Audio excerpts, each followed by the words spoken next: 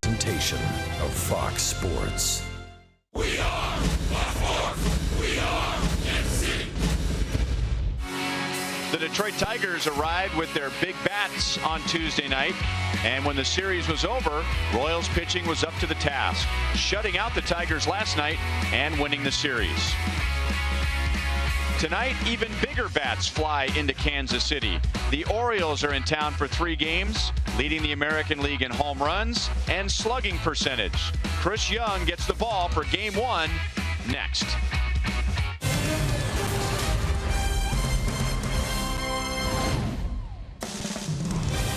Royals baseball from Kauffman Stadium. It's Game 1 of 3 between the 10-5 Royals and the 10-4 Orioles.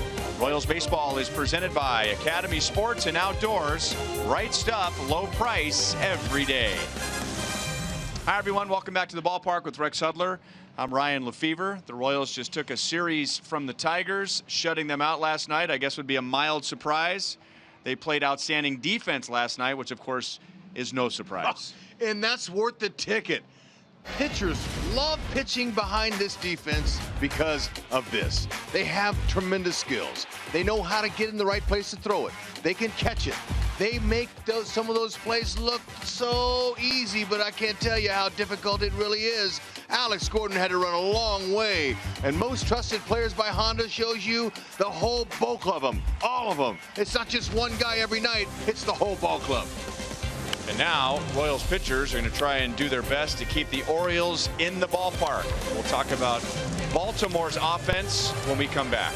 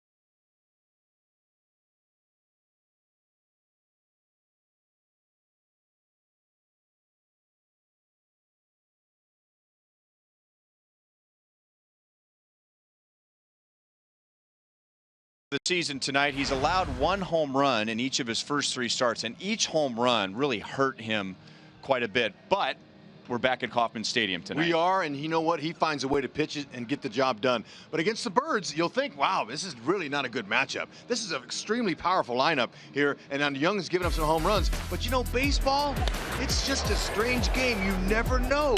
Chris Young could go out there, and he could dominate these guys because that's how baseball is.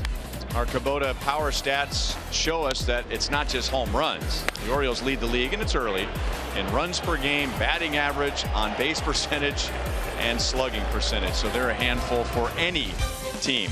So are the Royals. They're 10-5, and Mike Moustakas is off to a good start, leading the Royals with 5 home runs after going deep last night. We'll talk about him when we come back.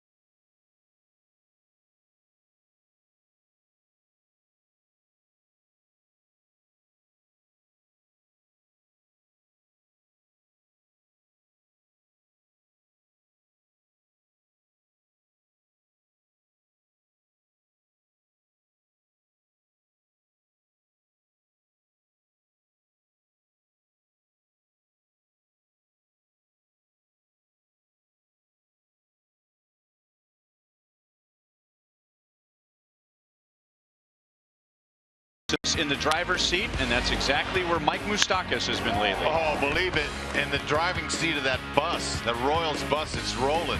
Now Moose has got his swing going all over the park, but man, he's certainly got the home run swing down. And we'll talk to his hitting coach, Dale Swayman. He'll give us a little more info. So far early, he's swinging the bat, not much luck. I mean, his average, I think he got it up to 260, but he's hitting a lot of bad luck and, getting the ball out of the ballpark so far early. So he's having great at bats every at bat. And so I mean, he's kind of right where he left off. And tonight, Moustakas and the Royals will face right-hander Giovanni Gallardo. And the Orioles bullpen is off to a very good start, and we'll discuss that when we come back.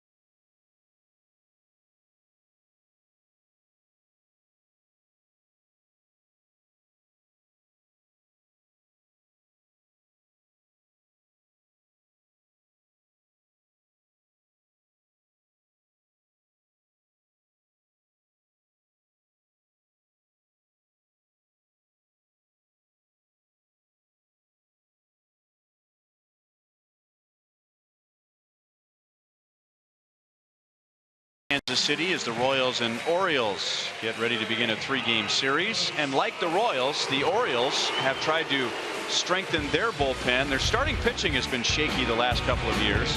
Let's take a look at tonight's Quicken Loans Rocket Arms. Their closer is Zach Britton, but leading up to him, Michael Givens, big strikeouts. Darren O'Day, one of the best setup men in the major leagues, Dan Quisenberry style, and Brad Brock. They can really pile up the strikeouts. So that's what the Royals will be dealing with in the later innings tonight. Got your Zubas on. We're ready to go. Royals and the Orioles. Starting lineups and first pitch are coming up next.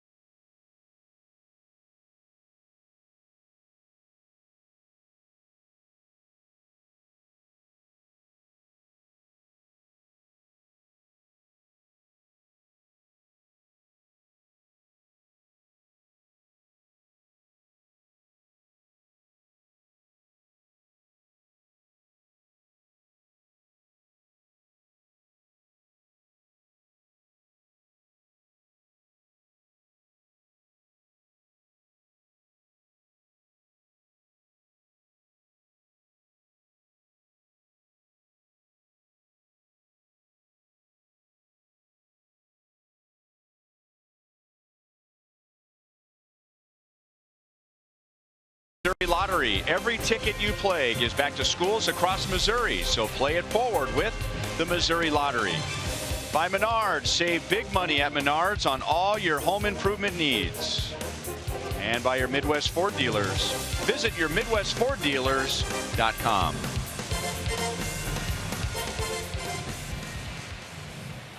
Wild and free. I'm with them. I don't know what they mean by that, but I like the phrase, and I think Chris Young might like it. Young, wild, and free. Oh, there you go. Okay. Figure it out. Thank you. All right. Thanks for the help. I couldn't figure that one. Well, Chris Young has the task of shutting down the Orioles. Now, of course, he has the advantage of pitching at Kauffman Stadium and not in Baltimore, and the wind is blowing in. It's a cooler night, so that also gives both pitchers the added advantage. Slugger's got a Zubaz leisure suit going and a headband as well. He is totally decked out, man. Like the look. He's kind of combining the 70s and the 80s, isn't he? He absolutely is. Chris Young, the first one out of the dugout, going for his first win of the year as he makes his 4th start. Yeah, you know what? He's due. His fastball is his pitch, no question about it. The opponents last year on his fastball only hit 219. This year, so far early, they're hitting 407. So he's going to have to find some command with that fastball. And that slider he uses is really good. It drops straight down. So the combination of fastball, slider, and a couple changeups once in a while keeps those hitters honest. Hopefully he's locating the fastball. Here are the Baltimore Orioles. That's Joey Rickard leading off, rookie, and not just that, but a Rule 5 pick, and he's really given them a spark at the top of the order. And then the big bats, And we showed you in our first segment, the Baltimore Orioles, they lead the American League in home runs, on base percentage, slugging percentage, batting average, and runs per game. So they're a handful. Royals had an outstanding game last night defensively. Ford shows us the defensive alignment for tonight. Gordon, Kane, Dyson in the outfield. On the infield, Moustakas, Escobar, Infante, Hosmer, and Salvador Perez is back at the plate. He's thrown out 40% of base stealers so far this year. Who's going to make the spectacular catch tonight? You just never know. I mean, any one of them are capable at any time. Love, can't wait to see it.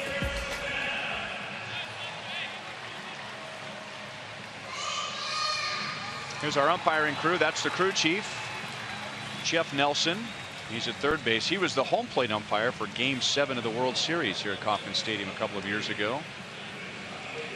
Doug Eddings is behind the plate. Laz Diaz is at first. Corey Blazer will be at second. There's Laz Diaz greeting first base coach Wayne Kirby.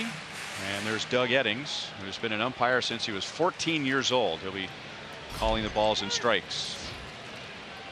Joey Rickard batting .350. He takes a strike from Chris Young. Rickard is from the Rays organization, taken in the 9th round 4 years ago out of the University of Arizona, and then the Orioles picked him up in the Rule 5 draft this past offseason. And the Orioles have Jimmy Paredes on the disabled list, a one-time Royal, and then a player they got from Korea, Hyun-Soo Kim, who's really struggling, so the door flew wide open for Joey Rickard. And he's going right through it. He's doing what you want to do when you get that starting nod. How about that? Chris Young, so far the fastball setting up that slider. And young Rickard, you got to go. After just 3 pitches. Wow, wasn't messing around. See why. He's hitting the corner with that baby. And you know, it breaks straight down, so it's a little bit more difficult for a hitter to square that one up. And now Manny Machado. We've been talking about how successful the Orioles have been as a team. Machado is having a great individual start to the year, leading the major leagues with that .407 batting average. He jumps on the first pitch. Second in the major leagues in slugging percentage. And he carries a 14-game hitting streak into tonight's game, and he has at least 1 extra base hit in his last 5 games. Sharply hit, but right to Infante, who is lined up perfectly. High throw. Hosmer helps him out, and there are 2 down.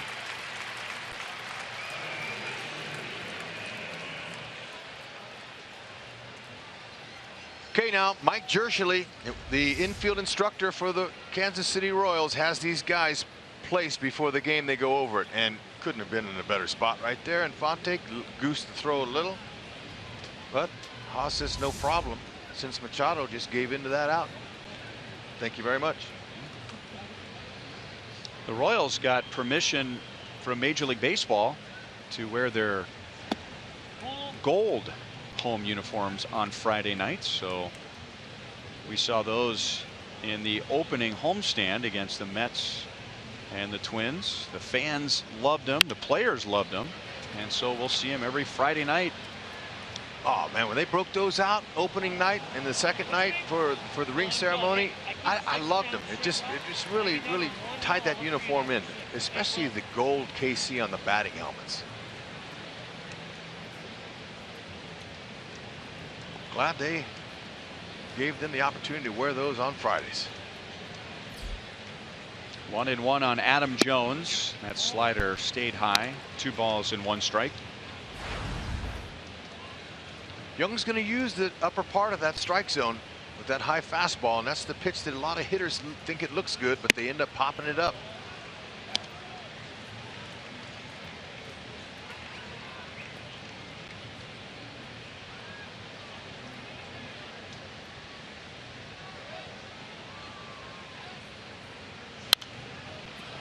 Three and 2. What makes the magic work from Chris Young's hand, that baseball, is really baffling to a lot of hitters. However, he's really good at locating, and in order to locate your pitches exactly where you want when you don't throw 95, you have to have good mechanics, and for 6'10", that can be difficult. Jones did a good job. That was a good pitch, and he went down and got it. Alex bobbles a bit in left field, and Jones is on with a 2-out single. A lot of moving parts from Chris Young with that size and the length of his legs and arms, but he does a great job of repeating his mechanics. And you're right, Ryan. He went down, bent his knee, went down and guided that ball out there to left. Good swing.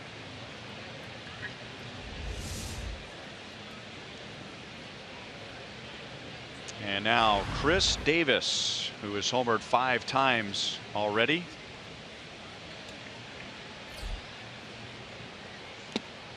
And he saw that wide open left side of the infield and thought about dropping down a bunt. And the Royals are thrilled with that way of thinking. Yeah, let him have the little doinker. All right, let him take it if he wants it. Because this guy can hit him out of the park no matter where you're hitting. Kauffman Stadium, Yellowstone National Park. Try it again. That was better. Okay, the first time he ran out of there, there's no need in being in a hurry. Just square around. Moose is giving it to him. He didn't even move over. They want him to bunt. He won't now with 2 strikes. And he's a prolific, great low ball hitter. Thank you. Chris Young has 2 strikeouts in the first inning, and both strikeouts were on just 3 pitches. No score at the end of a half inning.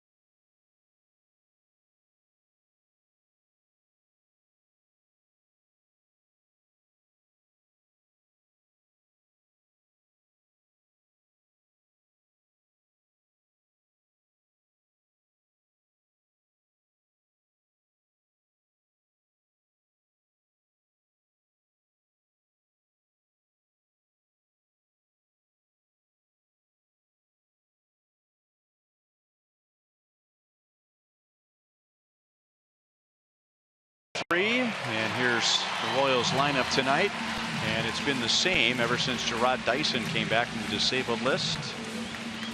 And Escobar is getting ready to dig in against a former teammate whom he played with the Milwaukee Brewers, 30-year-old Giovanni Gallardo, who, like Chris Young, was strong in his first start and then has struggled over his last 2.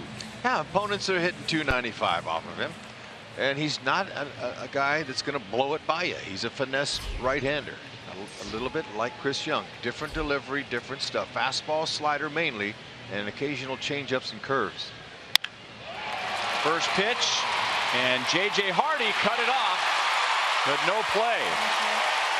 Speaking of former teammates, Hardy and Escobar were in the Brewers organization together, and Hardy was Escobar's mentor when Esky was a Brewers minor leaguer. That ball was well placed. Hits it off the end of the bat. And it's directed up the middle. He's got an eye on it and gets him an infield hit. Hardy, an excellent shortstop, typically makes every play that ball lands in his glove, but he couldn't hold the handle that time.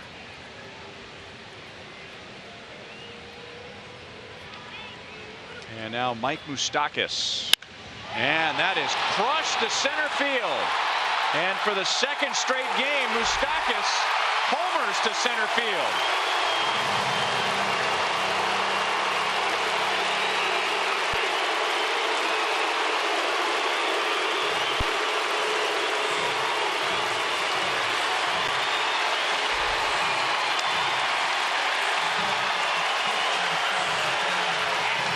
That's a team-leading 6 home runs for Mike Moustakas, and it's just April the 22nd. Man, Moose not messing around, staying in that groove. He hit a ball, a laser liner in last night's game against the Tigers at dead center. This one went even further, and it was a no-doubter. Not going to bother the park ranger. We'll leave him alone, but the Moose is definitely loose. And now Lorenzo Cain. That ball sinks in front of Rickard.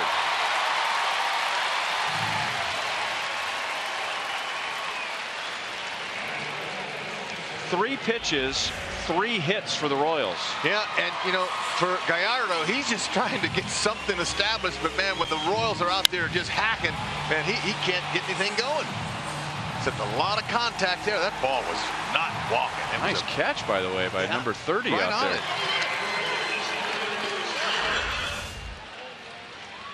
Wow. Man, a lot of action early in this one.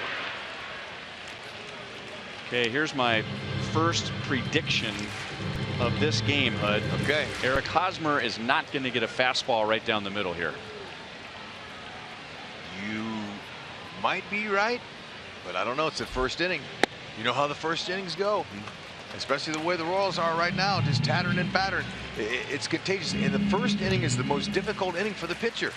Whether you're a veteran like Gallardo or a rookie, it don't matter. You got to get your pitches gauged.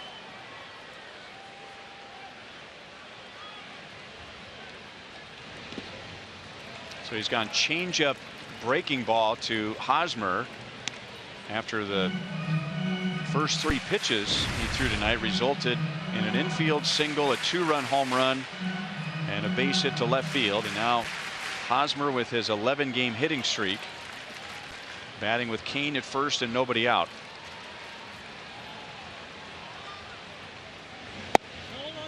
And now 3 balls and no strikes. Your prediction might be right. But for Gallardo, he understands, doesn't get any easier. And don't look on deck, because Morales is loaded and ready.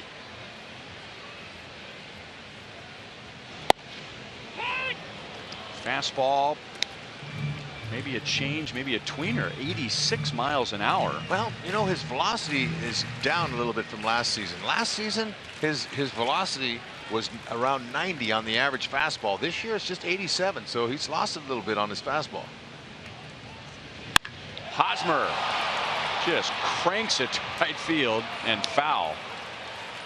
So Gallardo is fooling nobody. See, what Haas is saying right now is, I gotta wait, and I really gotta wait.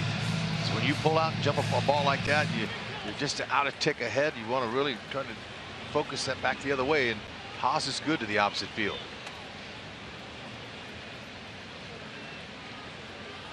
See if Ned sends Locaine.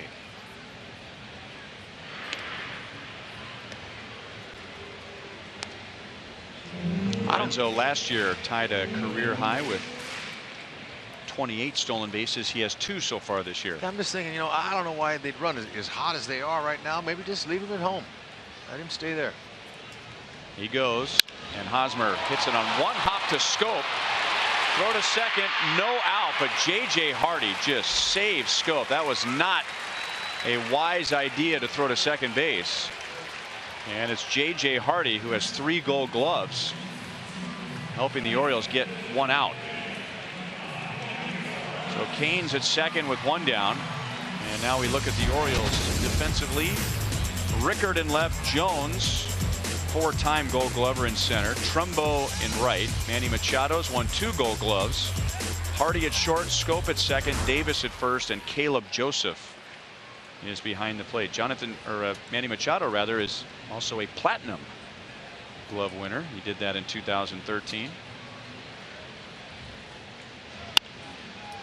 Slice foul off the bat of Kendrys Morales. Morales has the luxury of seeing what the first four hitters are doing before him.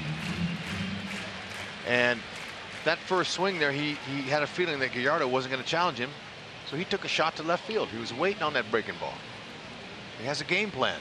He knows what he wants to do here. Just missed inside, 1-1.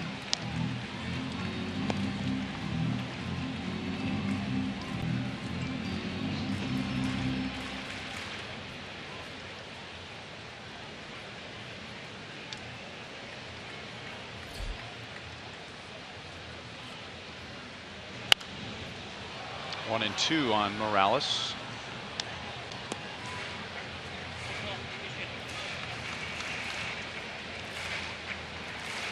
Gallardo, and this is noteworthy because of the ballpark he pitches in. He had not allowed a home run in any of his first 3 starts, and 2 batters into the game tonight. He gives up a home run to Mike Moustakas to straightaway center field on a cool night with the wind blowing in. The sound off the bat was loud.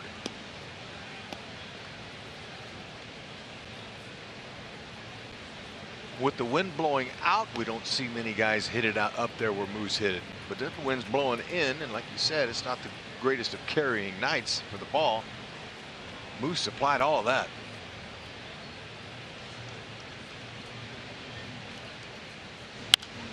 Another foul ball, still 2-2 on Morales. Hope you enjoyed our special pregame show, our extended pregame show, which featured Kendrys Morales and Pedro Grifol and talking about baseball in Cuba.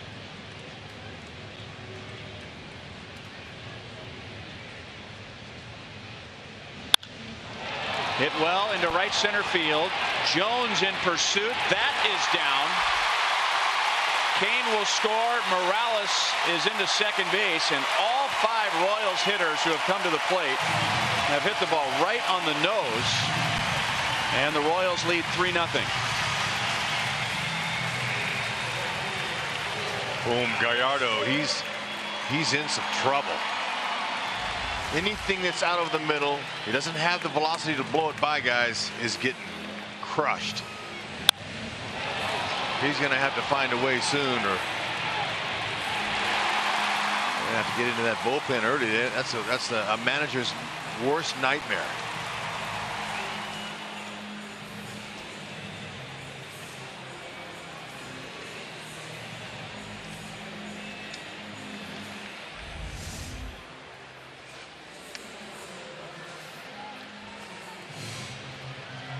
So a trip to the mound to try and get Gallardo back on track as Alex Gordon comes to the plate. The only out Gallardo has recorded in this inning was Eric Hosmer smashed to second base on one hop.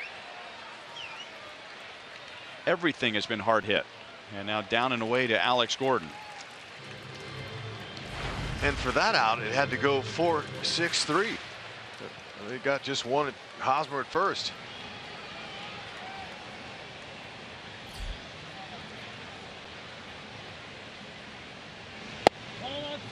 And that's outside. 2 balls and no strikes.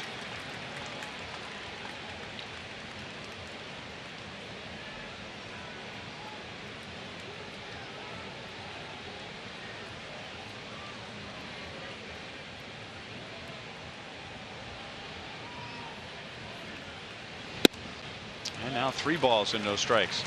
Gallardo had a decent first start. He went just 5 innings. He only allowed 1 run, 2 hits. But in his 2 starts after that, 9 earned runs in 11 innings. And this one's even worse, or at least trending that way. Alex breaks his bat. Schoop throws him out, and Morales goes to third.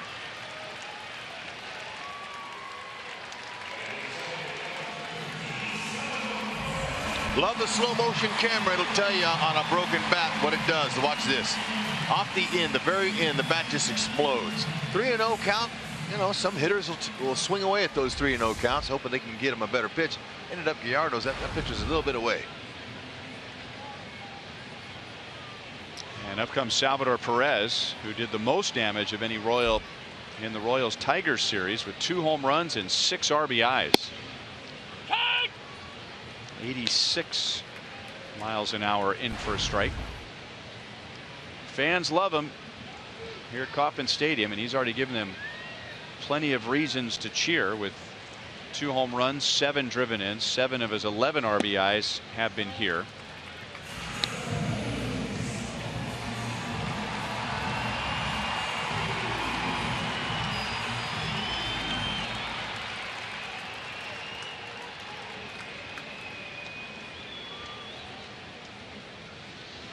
Breaking ball, line to left field. Rickard comes up and makes the play. So now Gallardo has given up 12 runs in his last 12 innings, as the Royals get 3 in the bottom of the first 2 on Mike Moustakas' 6th home run of the year.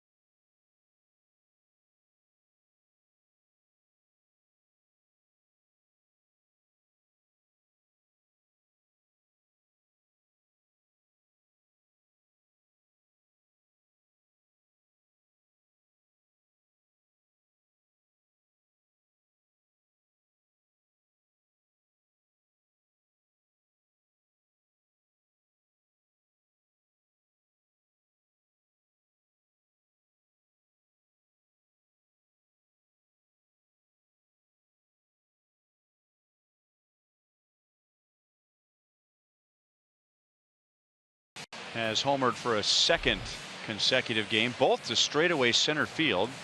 He drives in 2 in a 3-run first inning. So Chris Young, as he takes them out in the 2nd inning, has 3 runs to work with.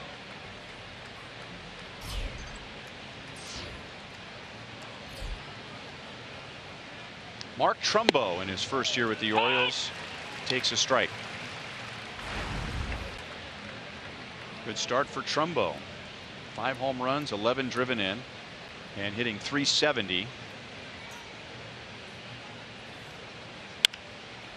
This was a great pickup by the Orioles. This guy, he's versatile. He's not just a designated hitter. He can play right field like he is tonight. He's got an excellent throwing arm. He's got good foot speed for as big as he is, and he can also play some first base. So he's a guy that can do some things for you. Not to mention the homers he hits. Slider away, and that's 3 strikeouts for Chris Young in an inning and a third. And we go down to the field, and let's bring in Joe Goldberg. Well, Ryan, as we've been telling you, Monday on Fox Sports Kansas City, 8 o'clock.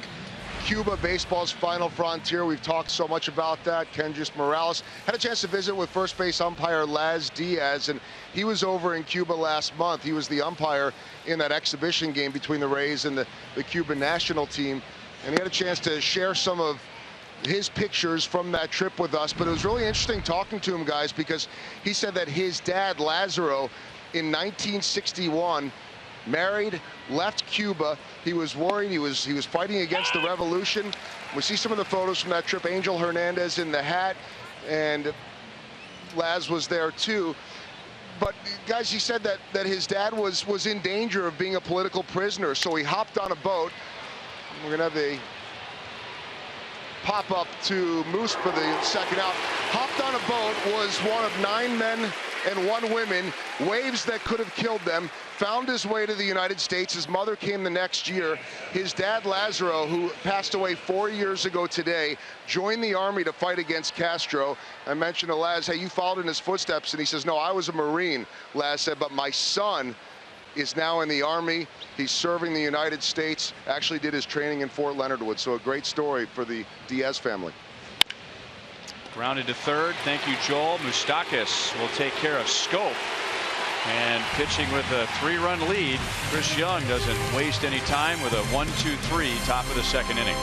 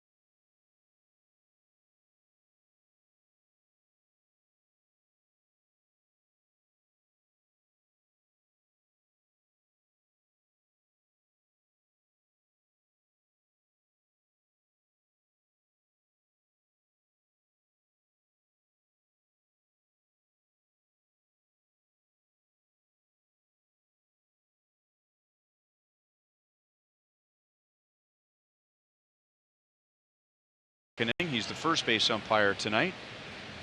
And Omar Infante leads off against Giovanni Gallardo. The Royals with 3 runs on 4 hits in the first inning, and 2 of the outs were hard hit. So they were all over Gallardo. And now up the middle, but there's Schoop, who is playing toward the middle and throws out Infante, 1 away. We remind you, as you enjoy a cold one, to look forward to Miller Time later in tonight's game, brought to you by Miller Lite.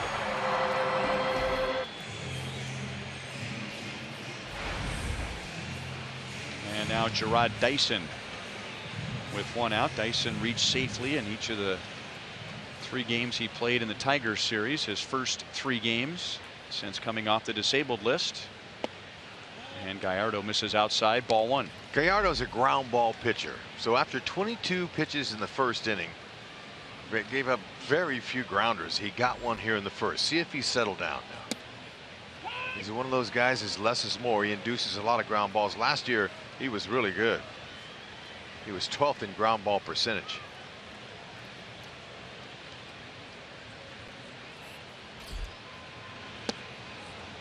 Big breaking ball, 1 ball, 2 strikes. And you typically see that after a big inning like that, the next inning, the veteran pitcher goes out there and says, all right, I'm going to have to start executing my pitches against these guys.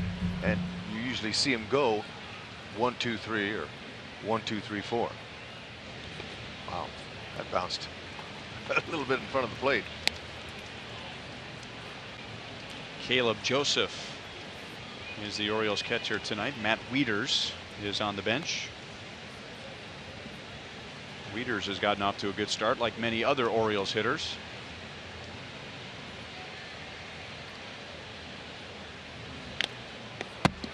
Still 2-2. I haven't seen a pitch faster than 87 tonight, and Chris Young will tell us and show us that the radar gun isn't everything. But as you pointed out, this was a pitcher who last year his fastball averaged 90 miles an hour. And now it's averaging 87, but I've only seen one pitch that was 87. That's out to Schoop. He's been busy tonight, and he'll take care of Dyson. There are 2 down.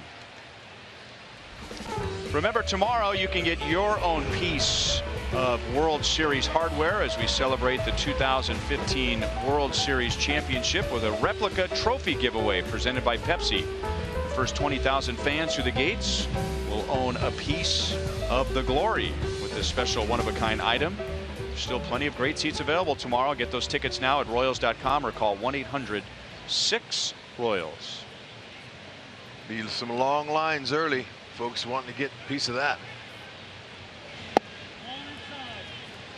Inside to Escobar. He swung at the first pitch from Gallardo and hit a line drive up the middle that was gloved by the shortstop J.J. Hardy, but the ball then popped out of his glove and Escobar was safe and scored on the Moustakas home run.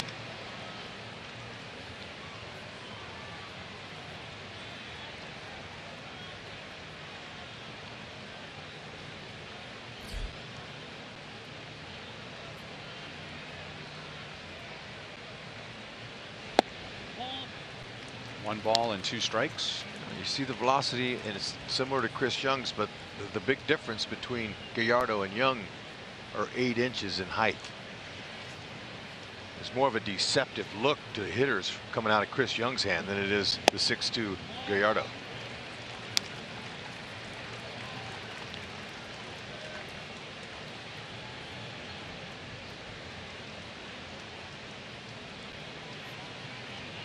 Three and 1 on Escobar with 2 down.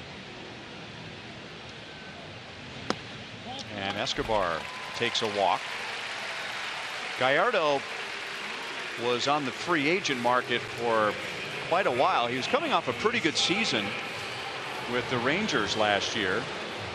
Best ERA in any full season in the big leagues. And then he signed a 3-year deal with the Orioles. After his physical, there was a concern, and the Orioles restructured his contract to a 2-year deal with an option. So obviously there was something that they didn't like. Moustakas takes a big swing and misses. And I wonder if the Orioles, even though this is just 4 starts, if maybe some of their concerns are coming true with him, with the velocity down and getting knocked around the way he has in his last 3 starts. It's not what manager Buck Showalter wants to see.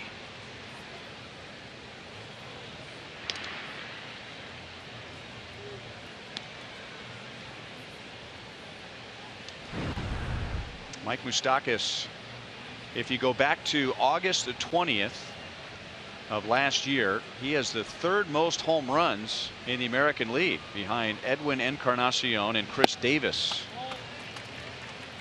It was the 80th home run of Mike Moustakas' career when he homered with Escobar on in the 1st inning. And he has more than Manny Machado and Jose Bautista over that stretch.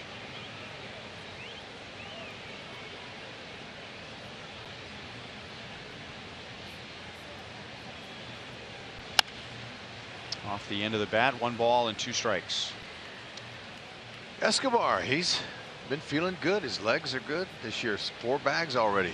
It's 5th best. Altuve of the Houston Astros has 7. He leads the league so far in the American League.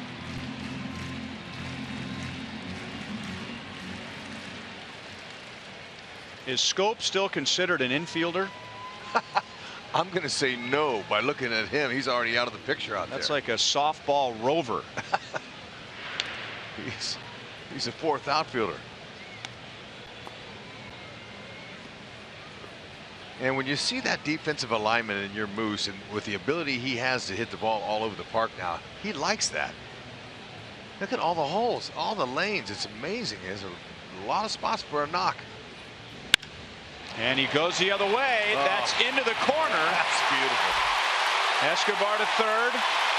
He'll be waved home.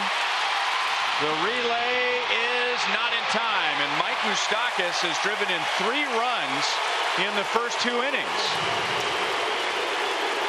4-0 Casey.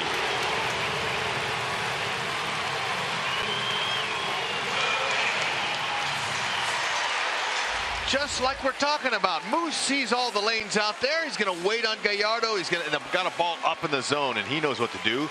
Wait and throw the hands. Look at the head position. Excellent eyes. See where his eyes are? Looking to down that left field line. Escobar bringing the mail home all the way.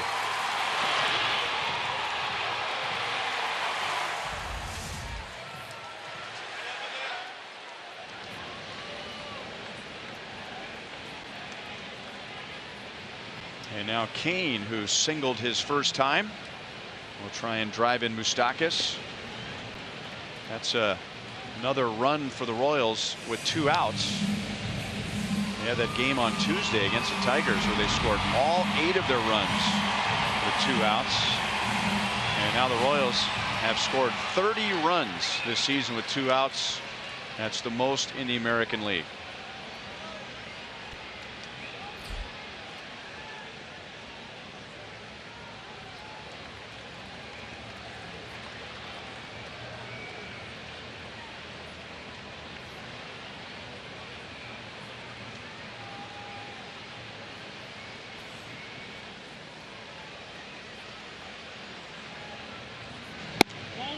Slider is outside. 2 balls and no strikes. Really is nice when you're a hitter and you're in a groove like Moose is in. The ball looks like a beach ball size. I mean, he's just so confident, and he's going to hit the ball wherever it's pitched because of his newfound stardom going to left field so much.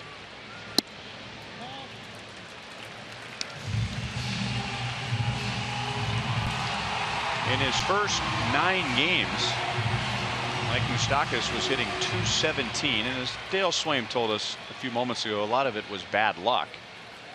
But now he's hitting right around .450 in his last 5. 3-1 on Kane.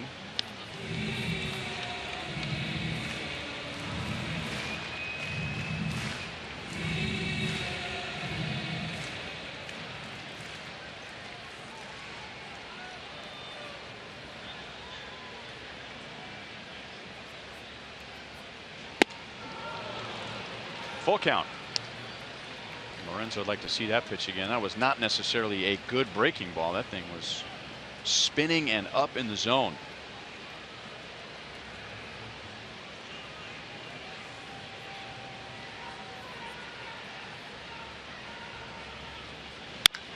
Grounded to third. Machado backs up. Strong arm and right on the money to get Kane. Royals have scored 4 in the first 2 innings. Mike Moustakas has driven in 3 with a 2-run home run and an RBI double.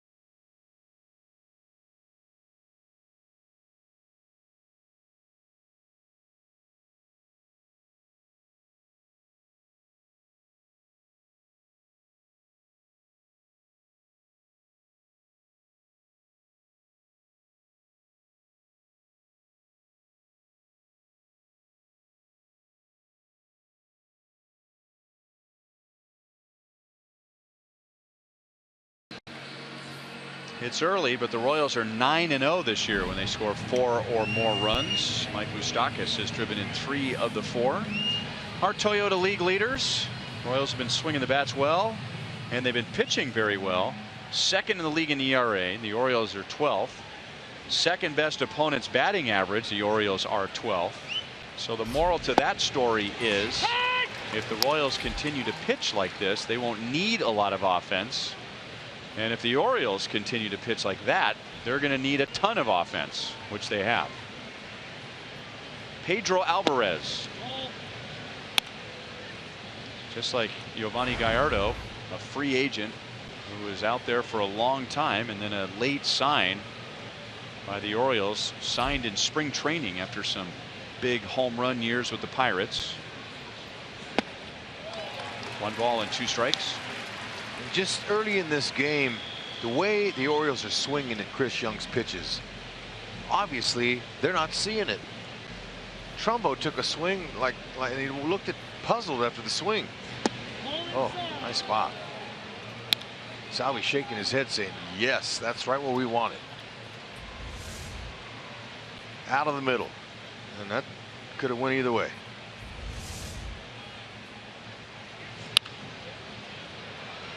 Pulled well foul. 2-2 on Alvarez.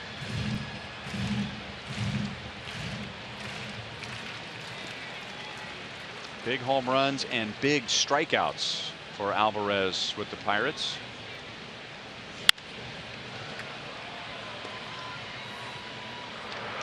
It could be very possible that Giovanni Gallardo is done for the night. You don't typically see this happen. A reliever warming up quickly early in the game when there are nobody out. So that might be the Orioles deciding tonight is not Gallardo's night, and the Royals may see TJ McFarland in the bottom of the 3rd. Yeah, and you could tell by the sense of urgency he was throwing those balls down there, like, you know, they said, hey, you're in there. And by the way, Hosmer, Morales, and Gordon are coming up in the 3rd. So that's why the lefty is most likely warming up.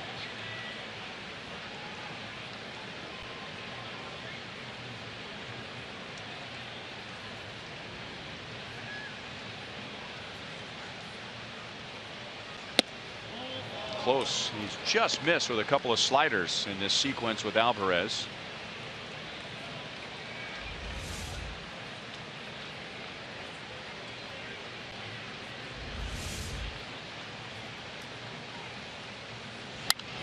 Another foul ball. You have a lead like that, Chris Young, that really does a lot for your confidence. You're up there going, all right, man, my guys got me a 4-0 lead. I'm going to go ahead and execute my pitches, hit my spots. With the defensive ability of my guys, I'm going to let them hit it even. He didn't want to do that. Leadoff walk. Just the first leadoff man to reach against Young tonight. In his 5 innings in his previous start, a leadoff man reached in every inning. Comic-Con fans, join us at the ballpark for the first Planet Comic-Con Kansas City Day. That's Sunday against the Orioles, and your theme ticket comes with a Planet Comic-Con themed Royals shirt and game ticket. You can purchase those tickets now at royals.com/theme tickets.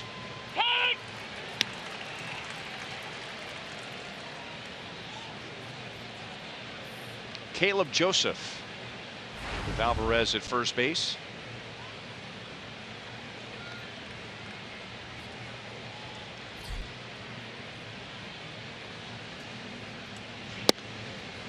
Down and away, 1 ball and 1 strike.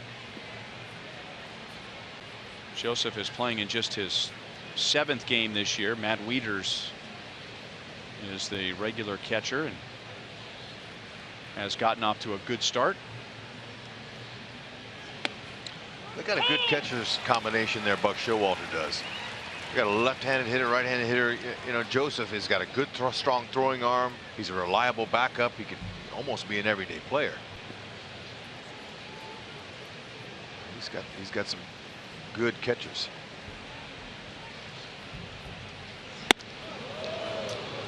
Under the chin, and they've relied on Joseph quite a bit because Matt Wieters has had Tommy John surgery.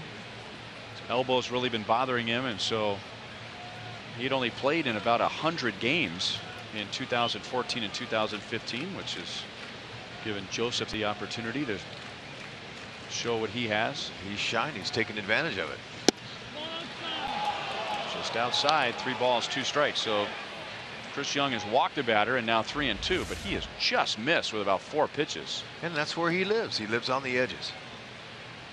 Salvi doing the best he can to make that corner look good.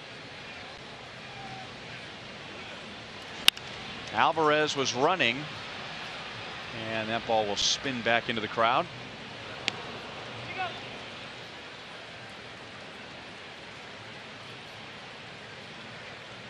It's a little bit unusual to see an Oriole try to steal a base, especially that Oriole, to be able to run down 4 runs. Joseph protected him. They have stolen 3 bases. Yeah. All year. Popped up.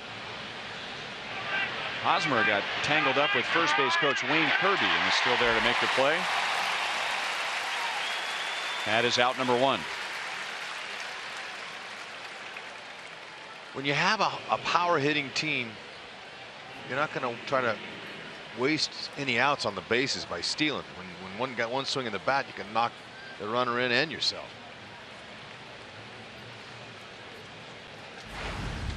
Joey Rickard saw 3 pitches to begin the game, and he struck out looking. Struck out on a Chris Young slider.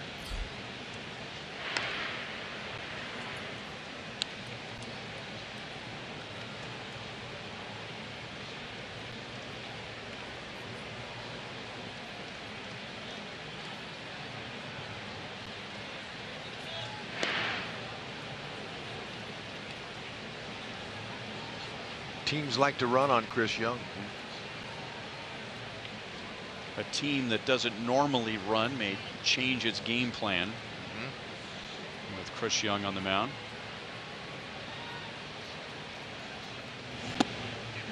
Down and away, ball 1 to Rickard.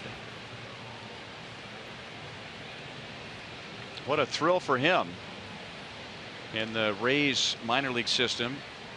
Drafted in the Rule 5 draft, which means he has to spend the entire season in the big leagues or has to be offered back to Tampa Bay.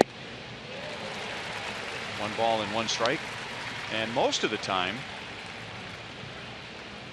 it's a pitcher who's taken in the Rule 5, and if there's a position player, they try and protect and hide that guy as best as they can. And on opening day this year, Joey Rickard was in the lineup. You gotta love that. Alvarez runs again, and the pitch is in the dirt, so he picked the right pitch to run on. And that is the 4th stolen base of the season, not for Alvarez, for the Orioles. It's Alvarez's first. The Orioles only stole 44 bases as a team all of last year. Salvi couldn't find the handle on the transfer from glove to hand.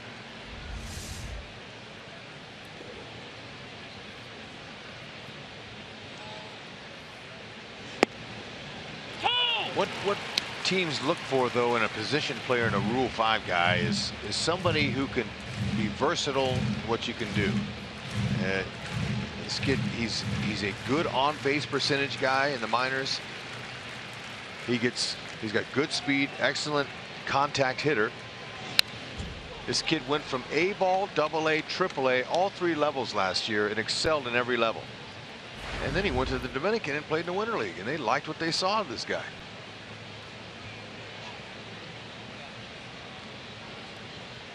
Teams can only keep a player in the minor leagues for so long without putting them on the 40-man roster. And if they're not on the 40-man roster, then they're exposed to the Rule 5 draft, or another team can take him.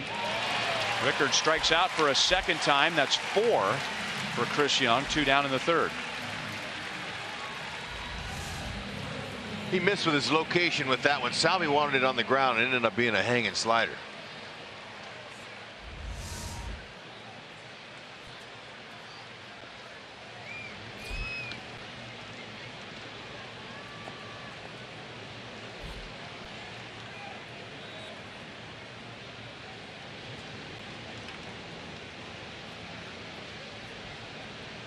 And now Manny Machado, he grounded sharply to Infante in the first inning.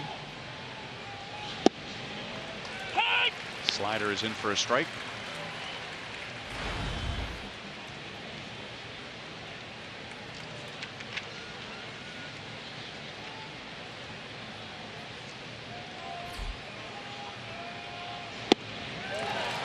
And now 0-2.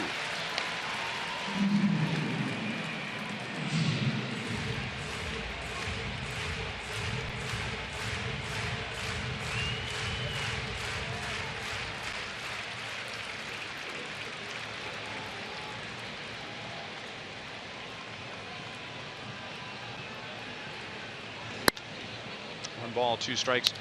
2 years ago, of course, the Royals and the Orioles met in the American League Championship Series. The Royals swept that series, but I was just thinking, you know, they didn't have Manny Machado. He had knee surgery. Matt Wieters had Tommy John surgery, and Chris Davis had been suspended. Remember that? Wow. You're right. Good pitch by Young. 5 strikeouts in 3 scoreless innings, pitching with a 4-0 lead.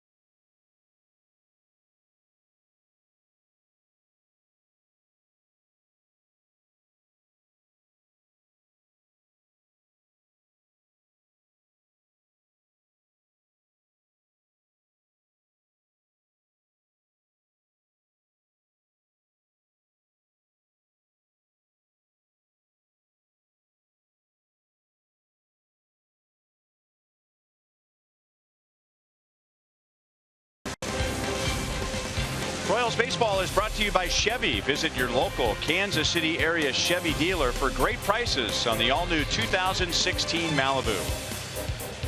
By Panera Bread, food as it should be with 24 Kansas City metro locations. And by Academy Sports and Outdoors, right stuff, low price every day. 4-0 Royals. And we're just getting to the bottom of the 3rd inning. This is Nicole Terrell, and after hearing the story of a father and son sacrifice, Nicole decided to get involved with Pinky Swear. The Pinky Swear Foundation is a nonprofit that works to ease the financial and emotional impacts experienced by families fighting a pediatric cancer diagnosis.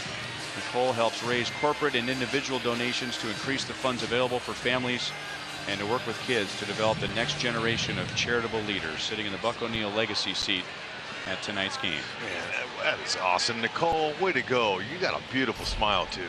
That's great. As we predicted, TJ McFarland is out of the Orioles bullpen. A Chevy call to the bullpen. And Eric Hosmer with a wide open left side of the infield is on with a leadoff single, and he has a 12-game hitting streak. Only way you make this happen is to let the ball travel. That's right, let it travel deep. You see the plate's right here, okay? He's going to make contact right back here, and it's going to go left. When you pull the ball, you make contact out there. So you wait longer, you take the same swing, and he fought that ball off the left. That takes technique. Good stroke. keeping that streak alive.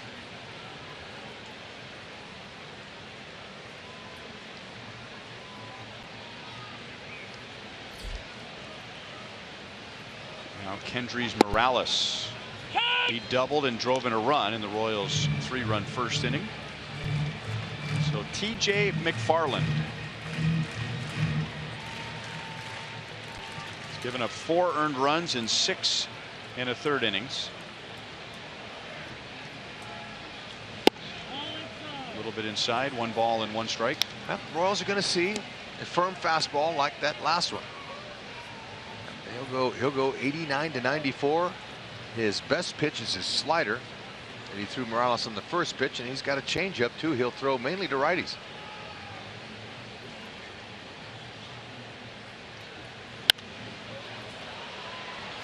One and 2. Kendrys, as a left-hand batter in the first inning, doubled into right center to drive in Lorenzo Cain.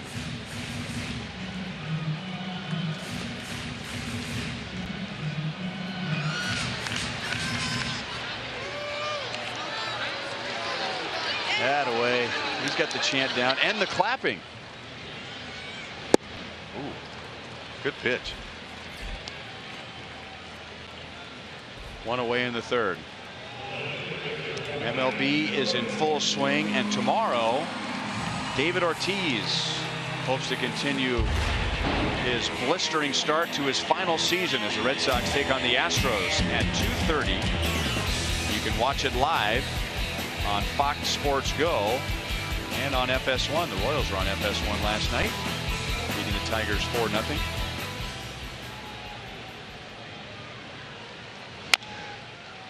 Chop foul by Alex. Alex with the count 3-0 in the first inning, swung away and grounded out to the second baseman Scope.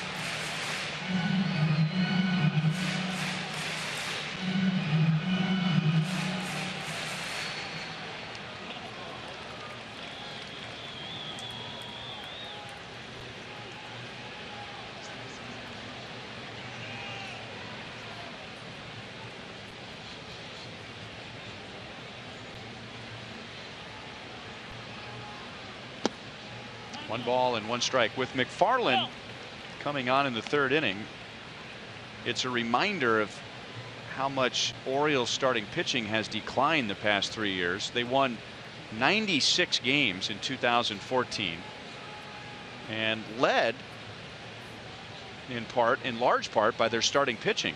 They won 15 fewer games last year, and look at the difference in the ERA of their starting rotation. And they are not off to a very good start this year. That'll be a question mark for them all year. With the power, that's nice, but they're going to have a lot of power if their pitchers are giving up 4 more runs a game.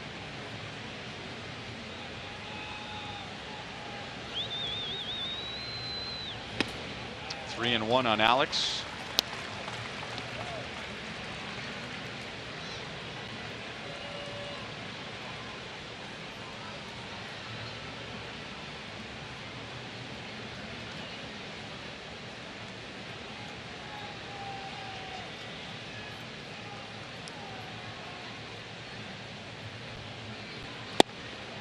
Full count.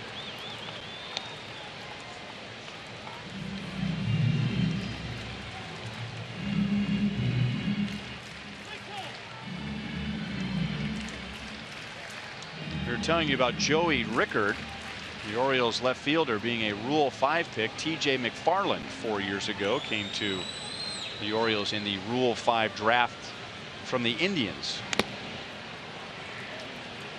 And in order to go in the Rule 5, it has to be a player with some skill. I mean, you're going to take a guy, and oftentimes it's somebody who hasn't played above A ball or AA. But most of the time, those guys just seem to disappear. They get that 1 year in the big leagues, then you can send them down to the minor leagues, and very few of them turn into much. It's difficult to stay. That's 1 year of development that you lose, right? Exactly. If you're not playing all the time, it really hurts your development, your growth. But the hardest thing to do for a player that comes to the minor leagues, especially like that, is to stick. And to do that, you have to have extreme work habits, good work skills, I mean, coming out working all the time and never giving in. Out at second and no double play. Because of the shift, the Orioles tried a 4-5-3 double play. That was Machado, who is a natural shortstop, making the turn at second base. So Hosmer is cut down. Gordon's at first with 2 away.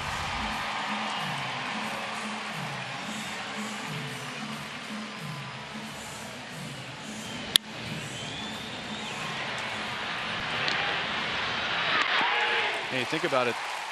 A year of development when you're a young player, still growing as a professional, and then the games you do get into, you're at the major league level. How's that go for your confidence? And if you're playing once a week, if you're a position player, your timing's way off. It's going to be tough to perform at all. And then when you're young like that, they go, well, you know what? We're going to have to give him back because it's just that hard. It's hard for a guy who plays every day for his timing. Good changeup. 1-1 on Salvi. That's why veteran players who have had experience can take those roles and handle it, because they've dealt with failure and they've showed that they can perform. Soria, he's a veteran guy, can handle different roles. Pitching's a different thing when you're a Rule 5. And that's one of the best Rule 5s in the history of Major League Baseball right there, Joakim Soria.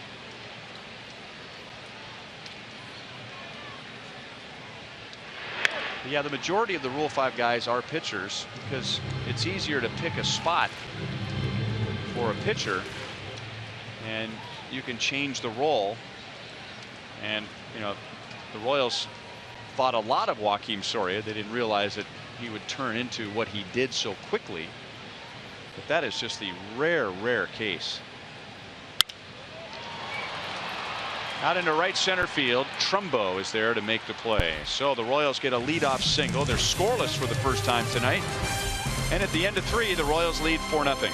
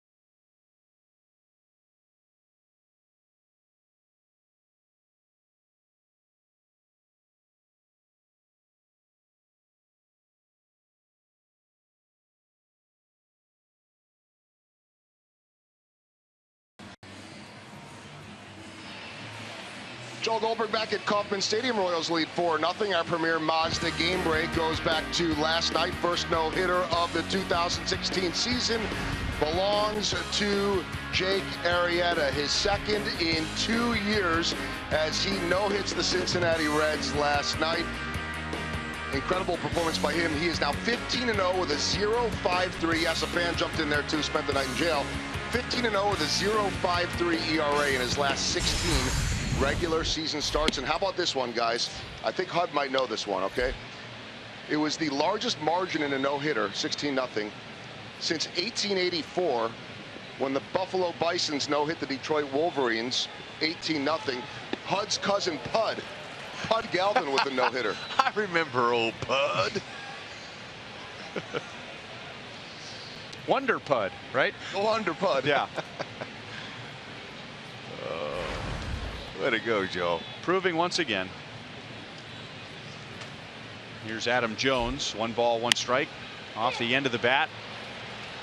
And Moustakas shuffles his feet toward the line. 1 down. Jones is 1 for 2. He has the Orioles' only hit. Remember, if you can't watch the games on TV, you can now stream games live on your mobile device. Just go to your app store and download the free Fox Sports Go app. Log in and stream the Royals wherever you go.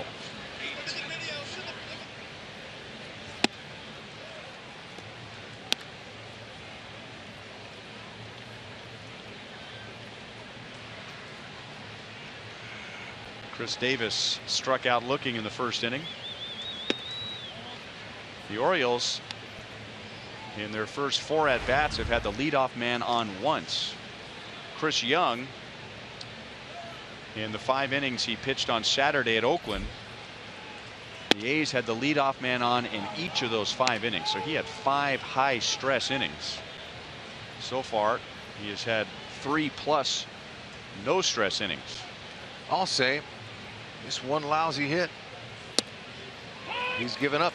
Looks good. He's hitting his spots. And you know, before the game, you're coming to the ballpark. If you have any knowledge about the matchups, about, you know, Chris Young versus the #1 power offense in the American League, you're thinking, oh no, and Chris Young's been hurt by some homers this year. Doesn't look good for Chris Young. But baseball, you never know what's going to happen. I mean, this is still a long way from being over, but okay, sometimes when that matchup is so strong one way, usually the other way happens. That's coming back our way. Stay in the booth, Hud. Stay in the booth. Here we are. Look at Dave Holtzman getting out of his chair.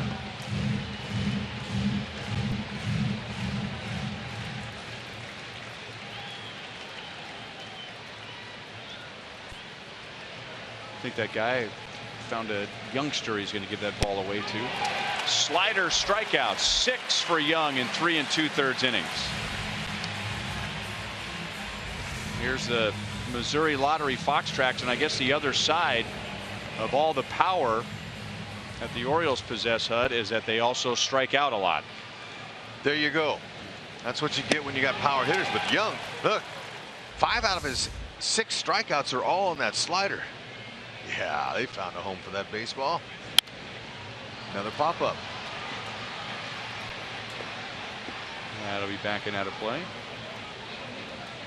Now you gotta trust that little girl that she's going to hang on to that. She might want to throw it out.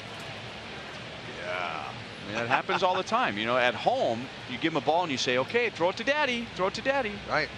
So they're just programmed that when they get a ball in their hand, they're supposed to throw it. And if I've seen it once, I've seen it 100 times where a little kid gets a ball at a baseball game and they throw it back on the field. That is a line drive almost through the fence in left field, and Mark Trumbo slides into second base with a 2-out double. He almost came off the bag with that slide. That ball's hit pretty good. Yeah, and I don't like the way it sounded. Looked to me like he hit it off the end of his bat. That's how strong this guy is. Let's see what the pitch was. Oh, it's out over the middle. And the bullpen guys were scattering. Look at that. 1 tap with his glove to get the timing and right on the money. Talked about Trumbo. As big as he is, he moves well. And now J.J. Hardy. You very rarely see a ball hit the left field fence like that. Usually it's on its way down, a high fly ball on its way down, and it hits with a downward trajectory. I mean, that looked like Alex just turned around and threw it into the fence. Yeah. That's off the end of the bat. Trumbo is going to be waved home, and Kane will play it to second base. So with 2 down, the Orioles get a double from Trumbo, a single from Hardy, and now it's 4-1. Last 2 pitches have missed out over the middle of the plate, and they're on them. Hardy stayed with that slider nicely. No chance to get him in home.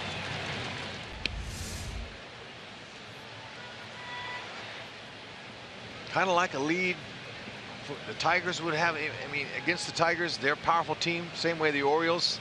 No lead is safe. Jonathan Schoop takes a strike. He grounded out to Moustakas at third in the second inning.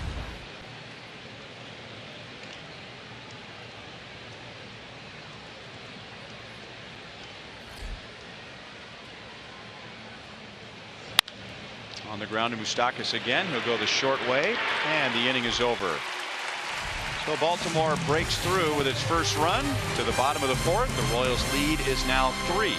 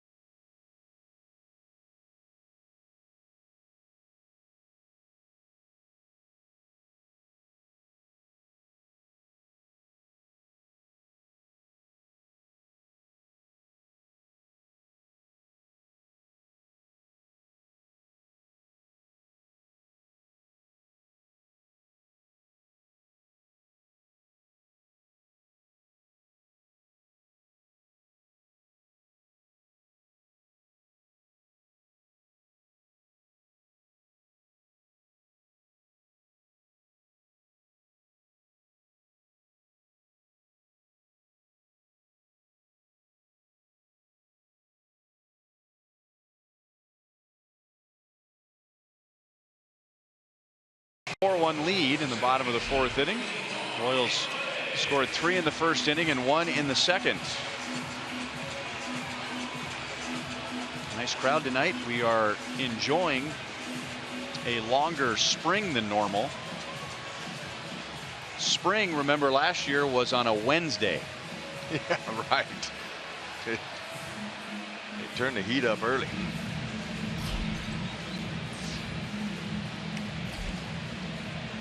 Omar Infante, Jarrod Dyson, and then Alcides Escobar in the bottom of the fourth inning against T.J. McFarland, who came on in relief last inning.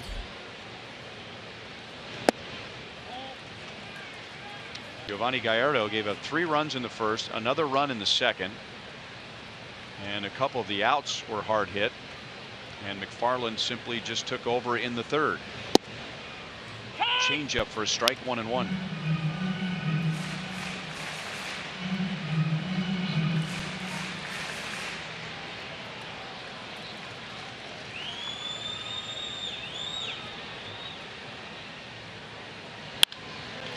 To center field and right at Jones, who took the right angle, and he makes a play. So another hard hit out for the Royals tonight. 1 down. Don't forget about Family Fun Day Sundays here at Kauffman Stadium, presented by Academy Sports and Outdoors. Before the game, the kids enjoy face painters and entertainment in the outfield experience, and pregame autographs from the players on top of the Royals dugout. After the final out, kids 14 and under can run the bases like a big leaguer in the Skippy Fun Run. Get your tickets at royals.com/Sunday. So tonight, tomorrow night, Sunday, and then we head back out to the West Coast for a week. Been fortunate with travel. Close. I mean, Tester. Hardy not in time. Buck Showalter will go up the steps as his video guy will take another look. I'm going to have a feeling that's as far as Showalter's going to get up on those steps, because it looked to me like Dyson beat that.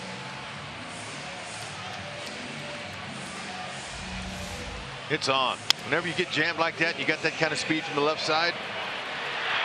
You're going to love that. That's an infield knock.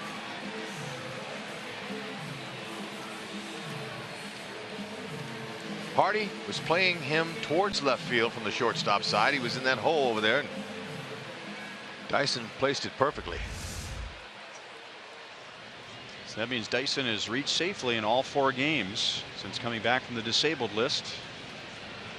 And we'll see if he can get a good read now on TJ McFarland.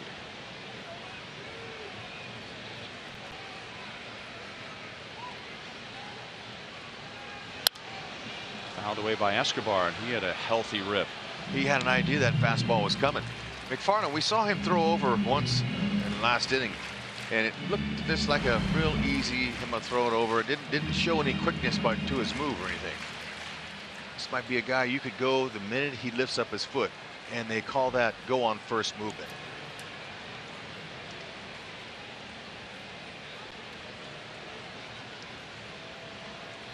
Dyson actually had a good jump, and now he has to scramble back, and he's out from up here.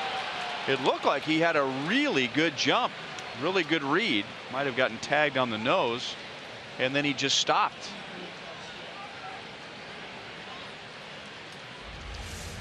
Sure did. He should have kept going, man. He'd have had it. Now the ball was in the dirt, but Joseph, the catcher, did a great job of picking it, and man, and he put it right on the perfect side of the bag for Davis. Man, that is a stolen base if he keeps going. It is. And it did look like he slipped. You know, sometimes a guy gets a really good jump and then they slip.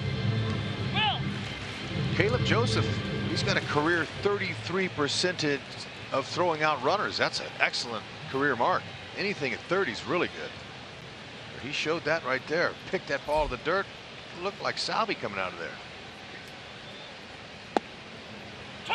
Slider makes it 2 balls, 2 strikes.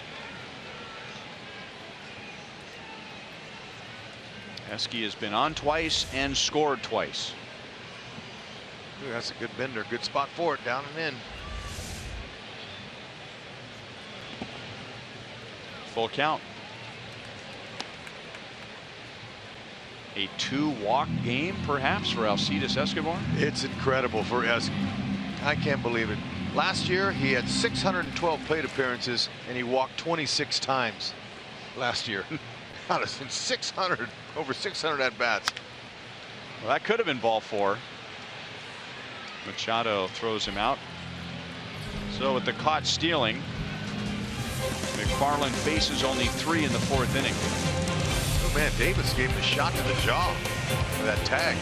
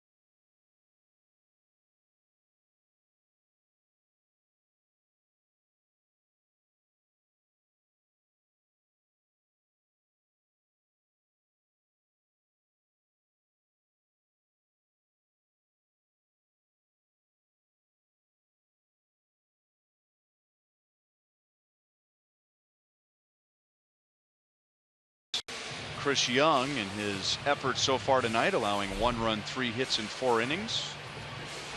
Remember to vote for the Royals Player of the Month at one of the 7 Rally House locations in the Kansas City metro area. All participants will be entered to win a majestic prize pack. Mike Moustakas will be a candidate for Player of the Month. He has driven in 3 of the 4 runs tonight. And that happened in the first 2 innings. Pedro Alvarez walked leading off the third and stole his first base. The 8, 9, and 1 hitters are coming up.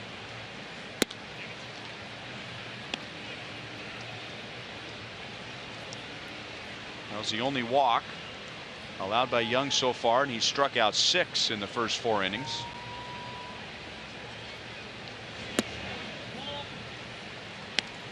Two balls and 1 strike.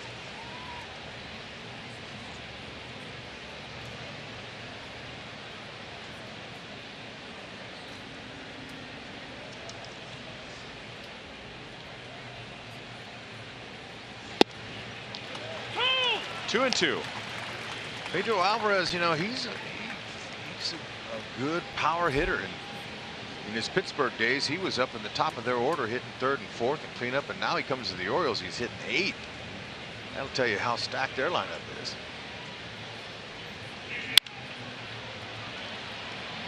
Mike Moustakas into foul ground, and the wind will push that back into the 5th row.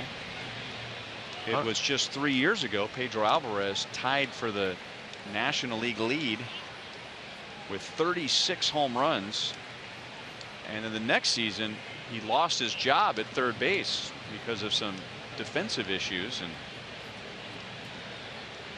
slowly evolved into a designated hitter. The problem was he was with a National League team. Yeah, 131 home runs in your career. That's a lot. He's still got some time left.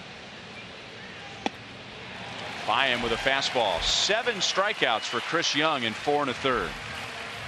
And you pointed out in the first inning, Hud, that actually you pointed this out a couple of starts ago, that Chris Young had really been getting hurt with his fastball, and he's really thrown his fastball effectively tonight. And it's all about location and command, and he's the first to tell you, because the perfectionist that Young is, that look, my command is not where it should be, and I'm going to make those corrections. And to do it against a team like this is timely. He's got a big bunch of power hitters there that like to swing for the fences, and that deceptive fastball that he has, throwing it kind of up underneath the baseball like that, he's hitting in spots so far tonight. Right off of Doug Eddings' mask. Salvi checks to make sure he's all right, and Doug Eddings says, "I'm fine." He grabs a new baseball and fires it at Chris Young. I like that. He's tough. See that fastball, 4-seamer, had a little movement coming in right off the top of his. Go.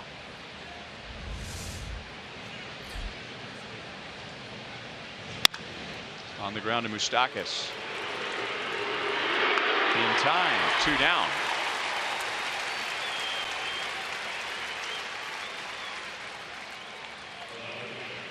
Feels like playoff weather tonight, doesn't it? There's a little chill in the air. Yeah. So it's a night not for the Moose Antlers, but the Moose Hoods. Keep those ears cool or warm. Joey Rickard has struck out twice against Chris Young, so he tries to bunt his way on, and he bunts it foul up the first base line.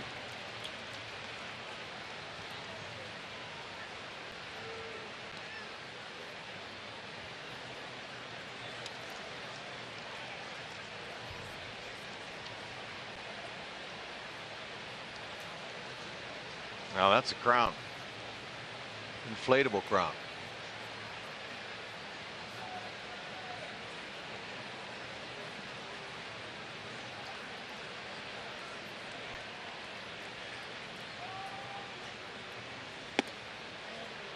One ball, 1 strike. Hey, they must have been giving out those headbands too, because I saw one that Slugger had, but you know, Slugger, he has the best of all costumes, and you know, you would expect that from Slugger. I didn't know that was part of the promotion. I didn't either.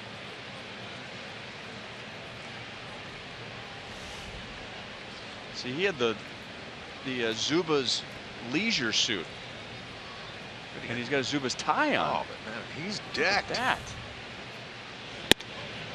3 balls, 1 strike. One of my favorite Slugger outfits of all time was last year when Slugger had his Johnny Cueto dreadlocks. Yeah, he did.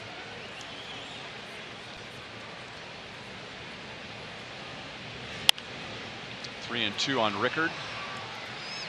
You wonder when Johnny Cueto will get his World Series ring. You know, Dayton Moore drove across the state to St. Louis to give Zobrist his. Had a few of the guys that aren't on the team this year come, you know, when they gave the ring ceremony. That's a hat trick for Rickard in the first 5 innings. And 8 strikeouts for Chris Young in his 5 innings. Mike Moustakas has already drove in 3 with a home run and a double, and he'll lead off the bottom of the 5th.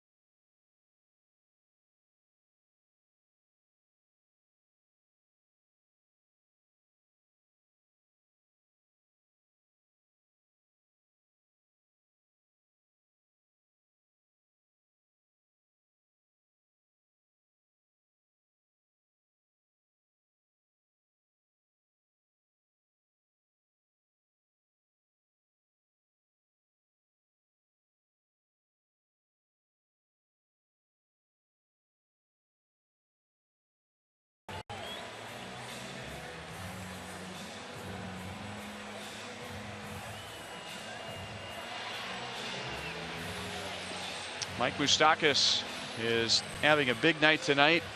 He had the biggest night, or really it was an afternoon, of his career last year in Baltimore. We had 2 wild games with the Orioles last year, and it was a season series that was dominated by offense. The Royals won the season series 4-3. Moustakas takes a strike. Our Jeep drive of the game. And Mike Moustakas drove in 9 runs. One of those home runs was off of TJ McFarland right there. He had 2 in the game. And that's who he's facing right now. 3 for 5, 2 home runs, including a grand slam, and a Royals record 9 RBIs on September 12th at Camden Yards. Have a night. Now that was one crazy game. The night before, the Royals had a 6-4 lead in the 8th inning, and the Orioles had a 10-run 8th inning with 2 grand slams. So those 2 games were back-to-back. Wow. You just never know. That was a slider that Moose hit the slam on.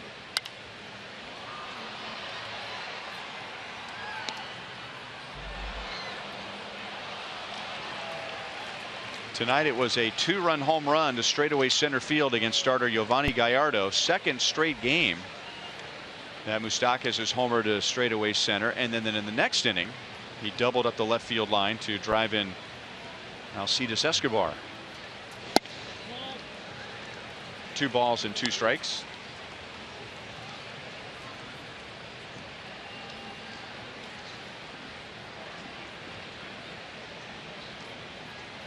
And believe me, pitchers know who took them deep. Oh. Fair ball. Man. How about a triple? He's going to dig for 2 again, and he's in with a double. So he has 8 total bases in his first 3 at-bats. And the Royals have a runner at second base with nobody out. And when you're hot, you keep that ball fair. There's no way this ball was going to go foul. Look at that hitting position again. Love the camera angle of how Moustakas' head is looking right where he's hitting it. He's not pulling his head off. He's staying through the ball. He is on fire.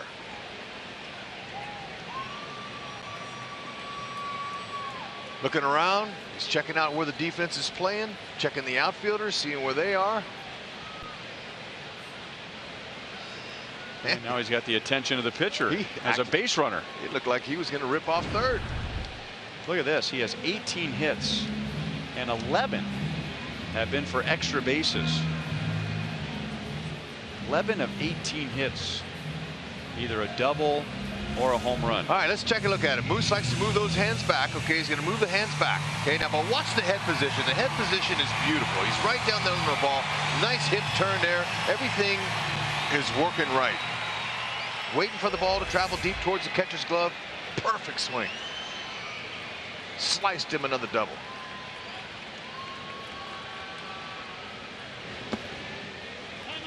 Down and away to Kane. Lorenzo singled and scored in the first inning. Scored on a Morales double, and then grounded to third in the second. Royals have 4 runs, 8 hits in 4+ innings. Nobody out.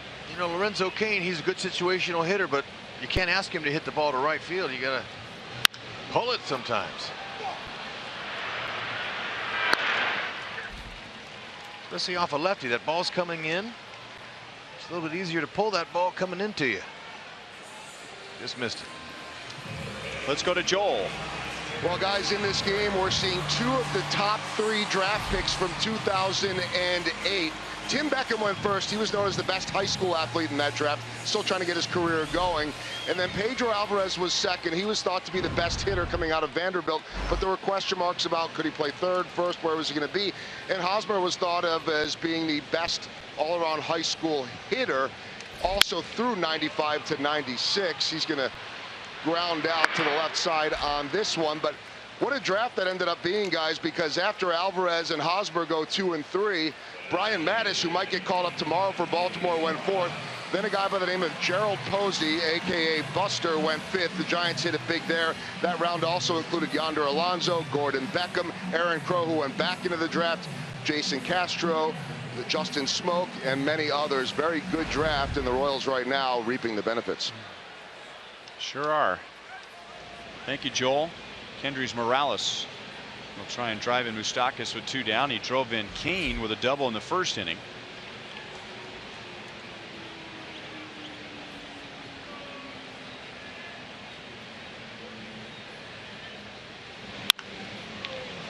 Outside of third base. 0-1 on Morales.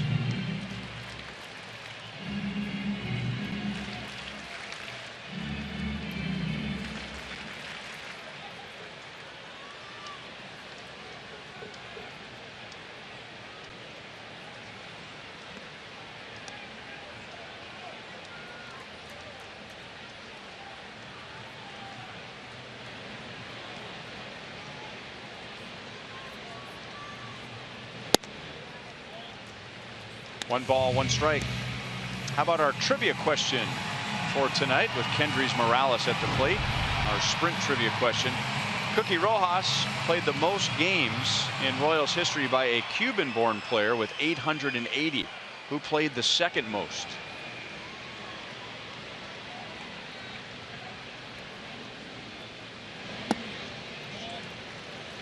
Two balls and 1 strike.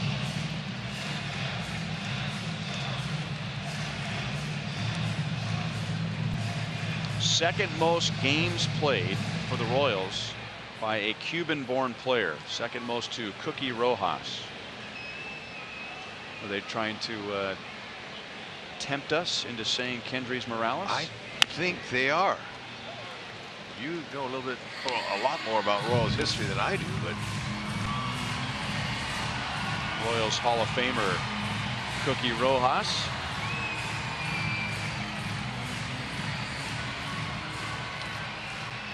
player. So popular here that Frank White, the local kid, when he took over at second base, was booed because they missed Cookie Rojas. Little did they know what Frank White was going to turn into, but Frank will say that it wasn't easy the early years, even though he was from here and literally helped build this ballpark. Cookie Rojas, and they're right next to each other on the windows of the Royals Hall of Fame.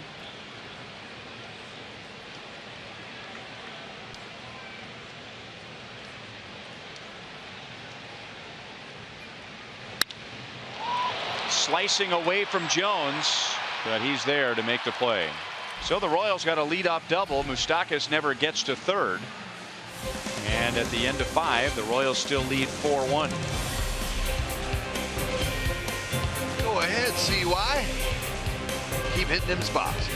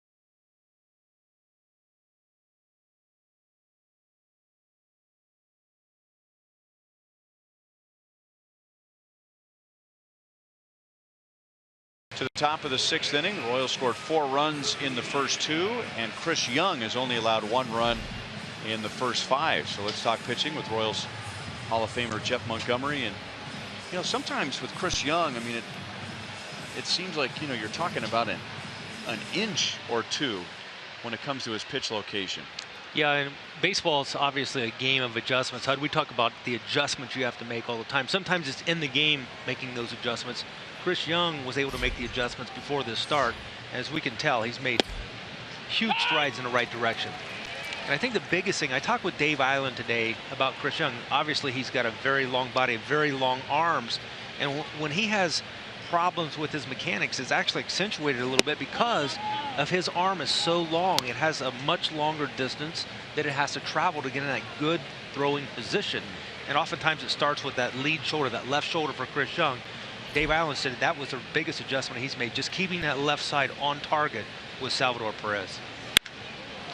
Hit well to center field. Manny Machado puts it into the first row and makes it a 4-2 game.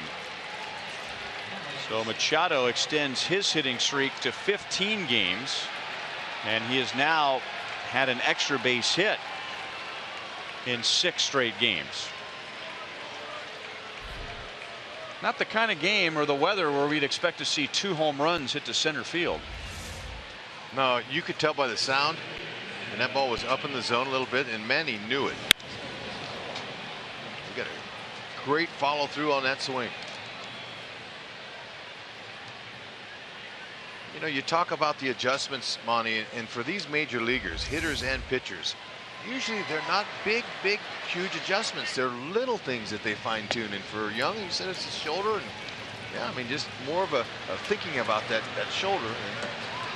And so far, it's paid off, but it's a long way to go against this power hitting team.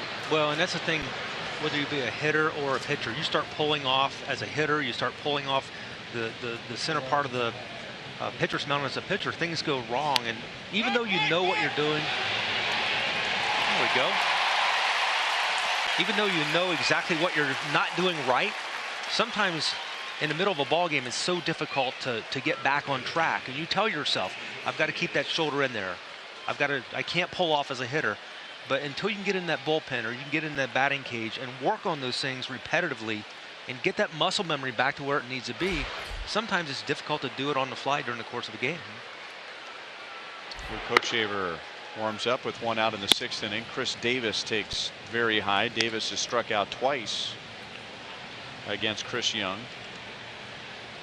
The telltale sign for me for Chris Young was when we see guys standing at the plate taking called strikes. We saw Chris Davis earlier in the game take the called 3rd strike, and when hitters aren't seeing the baseball well, that means he has that deception that he needs to have. And I don't care if you're 5'10" or 6'10", you have to be able to create some deception. That ball is blasted into the right field corner and foul. Man. Yeah, we're 3rd time through the order for the Orioles, and they're starting to kind of figure out Young.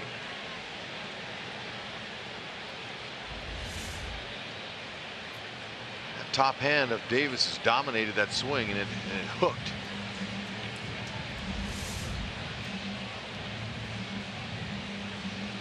You know, Mark Trumbo, his first time up, when he struck out, he couldn't see Young at all. You could tell by his swings. And here in the 6th inning, it could be a case of Chris Young kind of maybe taking a step back, getting into those poor habits where he's getting off the line and sometimes trying to overthrow a little bit. That's exactly what happens.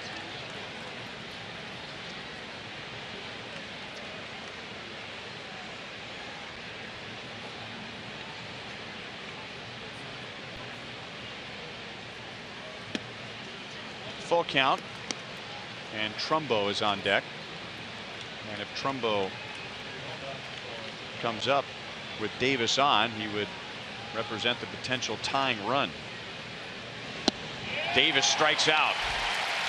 9 strikeouts for Chris Young. That ties his Royals high. His career high is 12, and now 2 down in the 6th.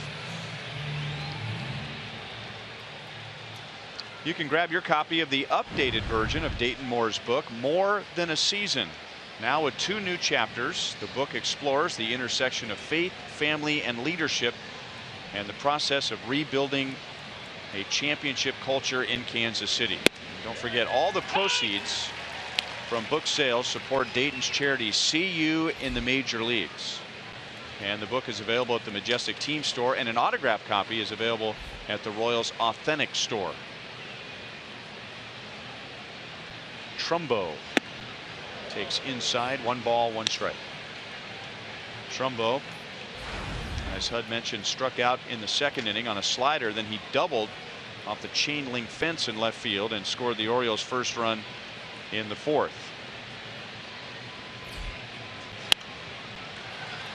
Back over our heads. You know, if you get a chance, Ryan, to meet Trumbo, I don't know if you've already met him before.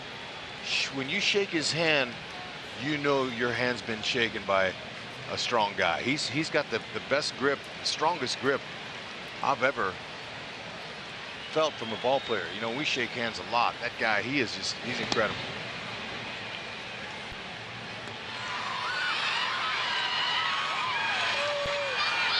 Is that a kids section? I don't see any adults. Do you see any adults? They've taken over. Is it a birthday party, maybe? A lot of cotton candy up there. 10 strikeouts for Young. The first time he's done that in 8 years. 6 innings, 2 runs allowed, and the Royals lead 4-2.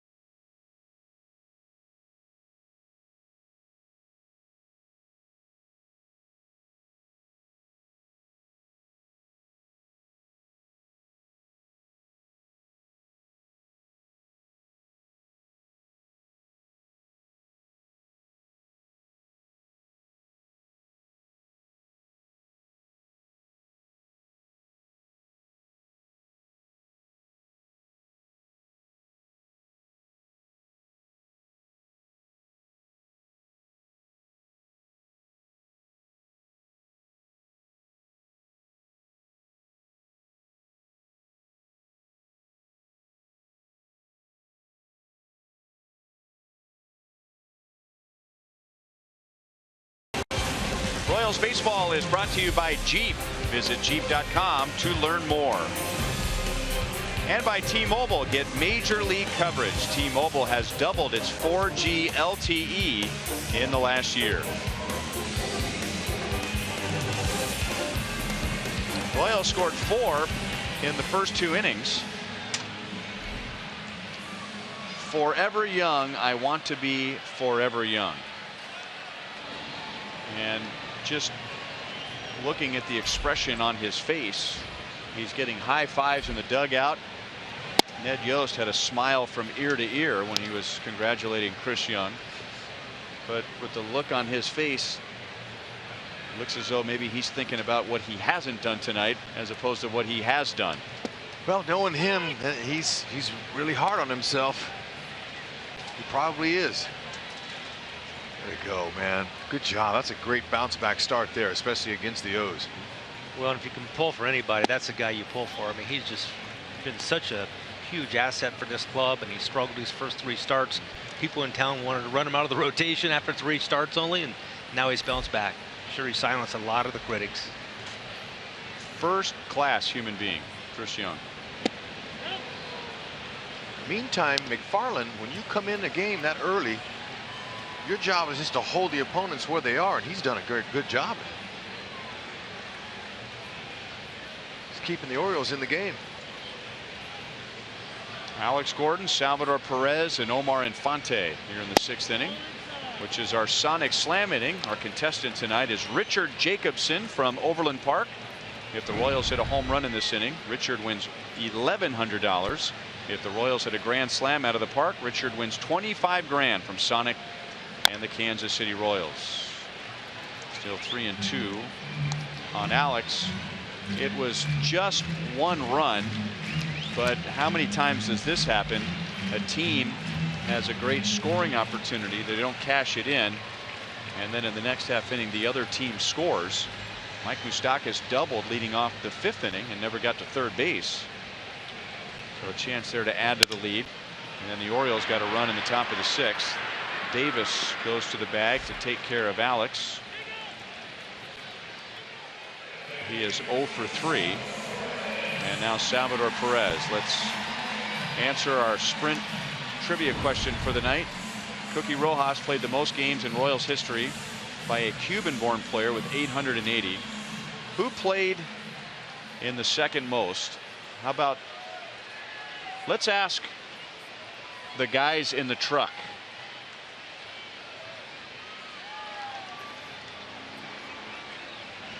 How about a guy we got? Is that a clue? How about a guy we got from the Brewers?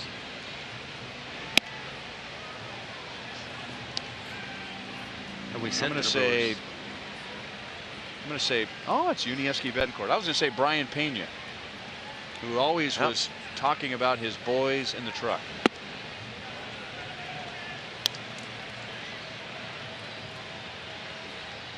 And there you have it.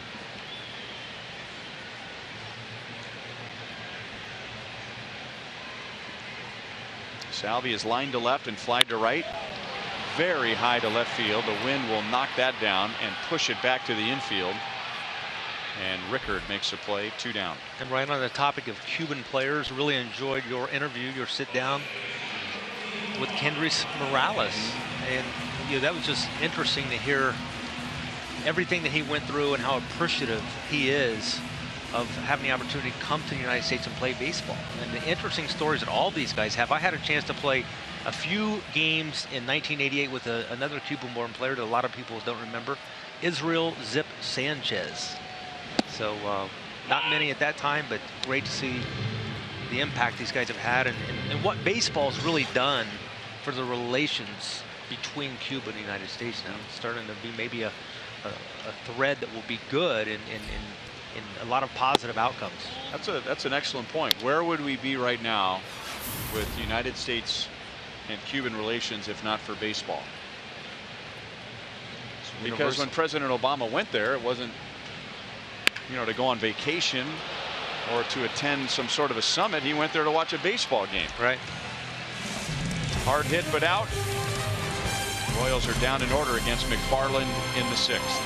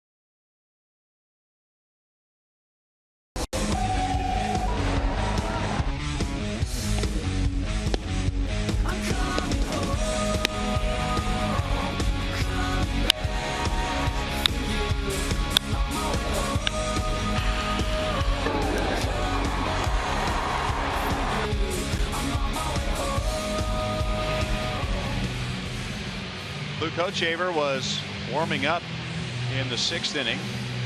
That was after Chris Young allowed the home run to Machado, but then Young bounced back with a foul out and 2 strikeouts. He finished with 10 strikeouts.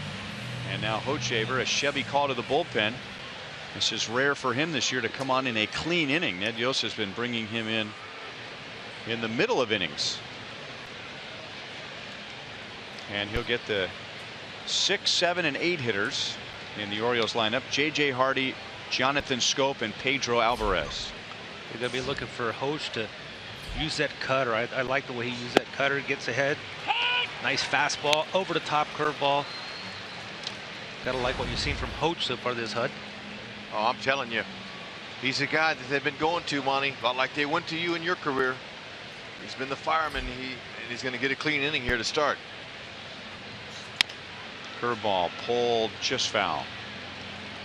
But Chris Young, man, 10 strikeouts. That's 6th time in his career he's been double digits in strikeouts. What a job.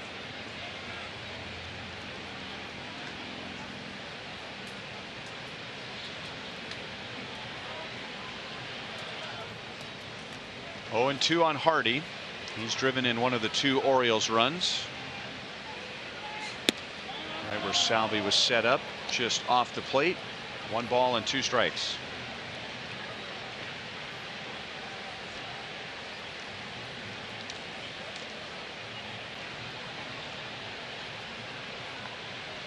James Jerry Hardy.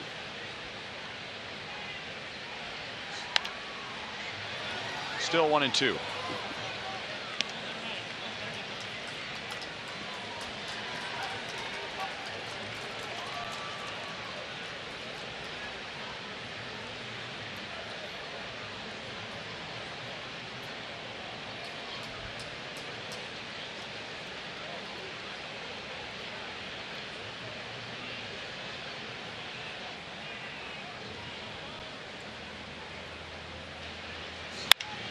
Line to center field, and 1 hop to Kane.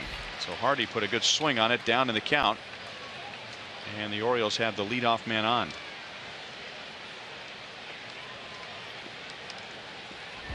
Remember, you can share in the World Series victory. Shop the official fan collection for fine jewelry and collectibles, and make sure to check out these exclusive items online at royals.com/fanrings.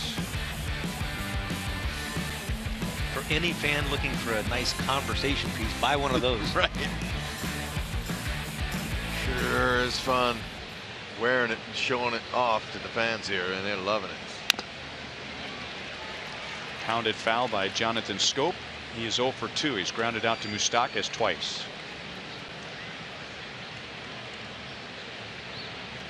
Hochevar tonight is pitching for the 3rd time in 4 days. He pitched in the first 2 games of the Tigers series and did not pitch last night.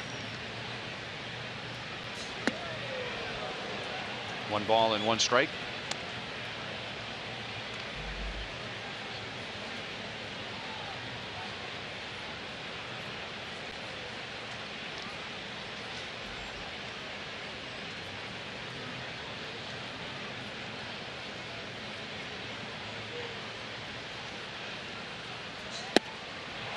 One and 2.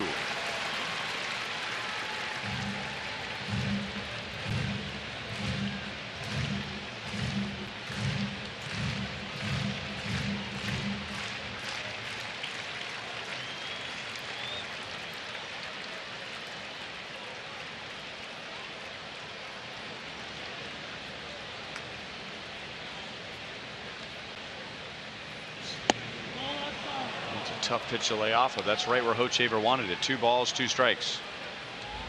Yeah, take a look at the pitch tracks here. Right on the edge.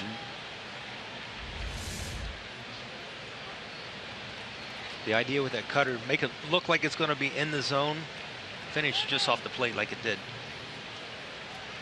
Salvi, interesting, he put a fastball down. Hochevar nodded, and then Salvi called for time.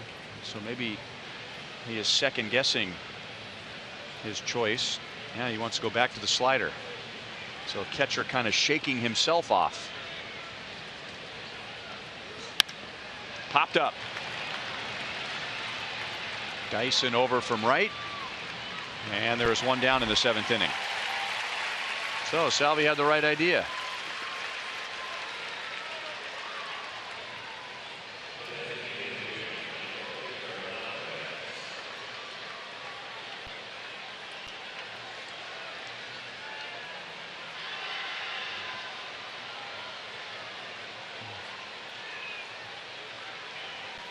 And now Hochevar will get Pedro Alvarez with 1 on 1 out.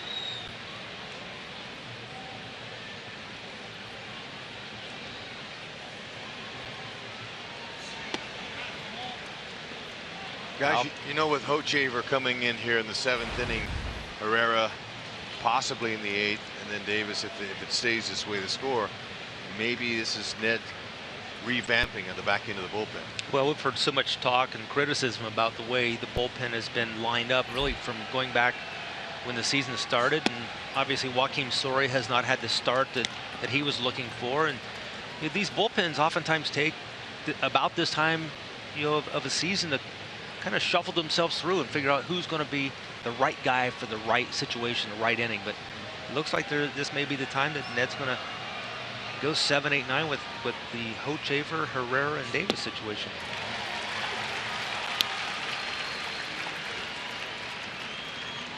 Two and 1 on Alvarez.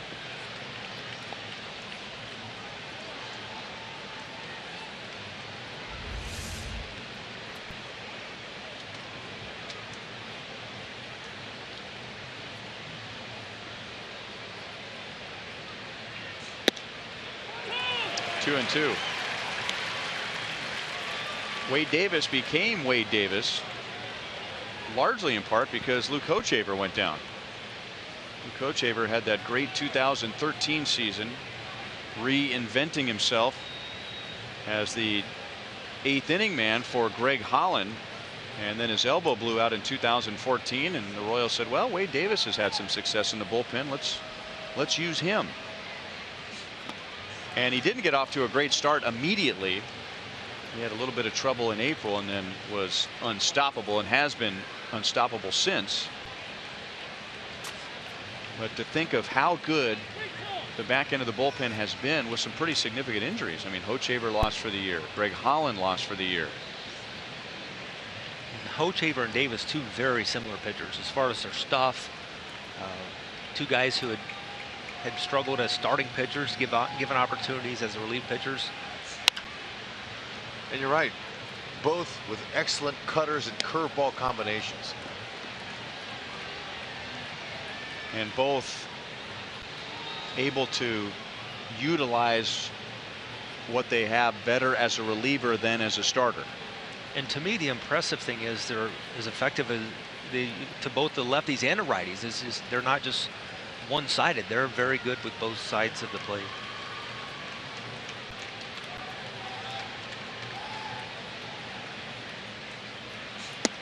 There's that cutter. So that's 11 strikeouts for Orioles hitters tonight, 2 down in the 7th inning. So hard for a hitter to pick that up. You know, you see it out of his hand and you're looking for the rotation of the ball. And the last minute, it dips underneath your bat. Very frustrating.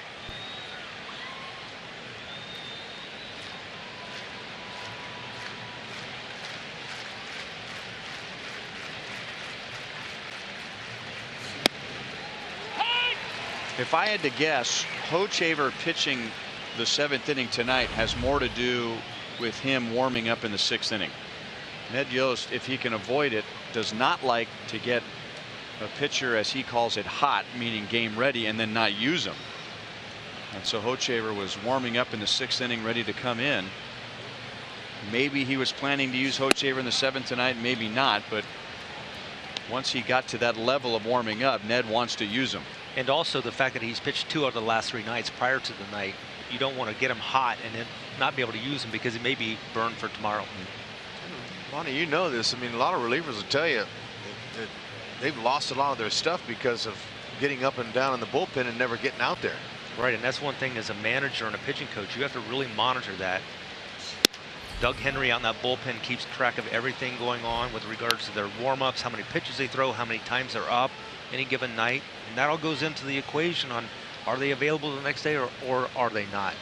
And they've done such a great job. Last year, the Royals starters had the least amount of innings thrown, so you would expect the bullpen of the Royals to be taxed, but they really spread those innings out.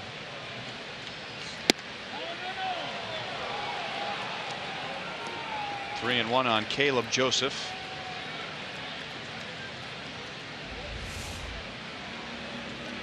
Some of the fans wanted to swing. Salvador Perez didn't think so and did not ask for an appeal.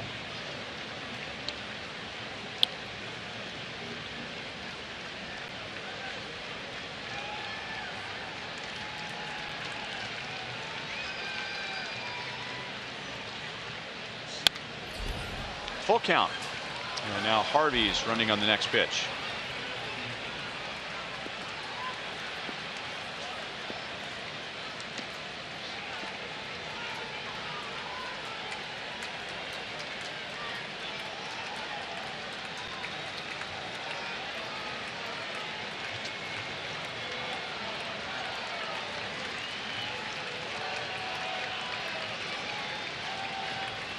Hardy runs, and it's hit to left field, right at Alex Gordon.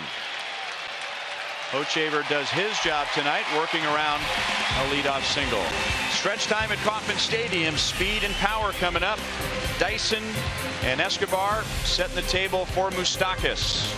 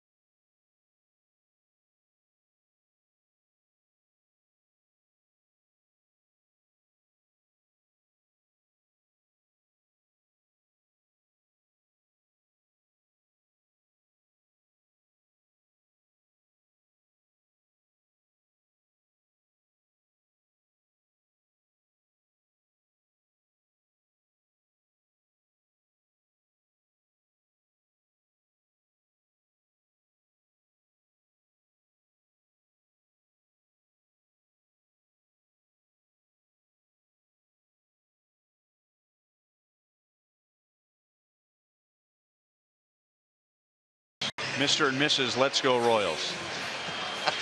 Married today. Gotta go. Enjoying the Royals and the Orioles.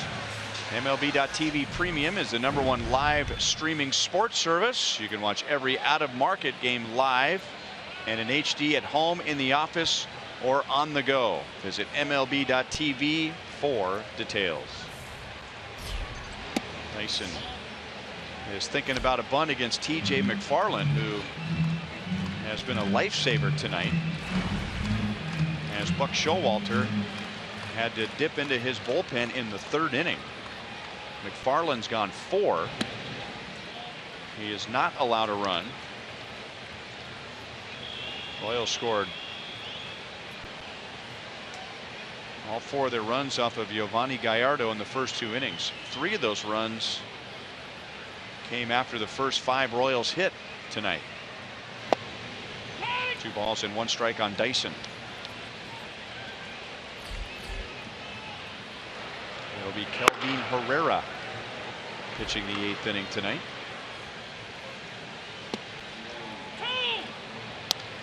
Two and 2.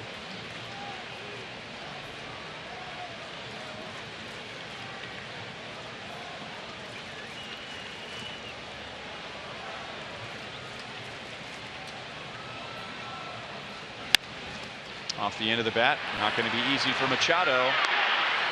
Perfect throw over to Davis for the out. So 1 down, and let's go to Joel. All right, Ryan Panera takes us around the league. Full night of baseball here on a Friday night. Washington doubling up Minnesota. Cleveland just beats Detroit. Jose Quintana throwing a gem. White Sox shutting out Texas. Seattle and Los Angeles just underway. Those are the Royals' next 2 opponents. Our Premier Mazda game break takes us to Toronto. Chris Coughlin with the 3-run home run off of Aaron Sanchez break up the Oakland A's. They won the last 2 against the Royals, swept the Yankees, and they're leading in the 9th, looking for their 6th straight win. And they weren't playing very well when the Royals got to Oakland. No. And what were they, 1-6 at home or something like that? Yeah, struggling at home. Amazing how quick that switch can be flipped. From losing to winning, you catch it and you get hot. It's contagious.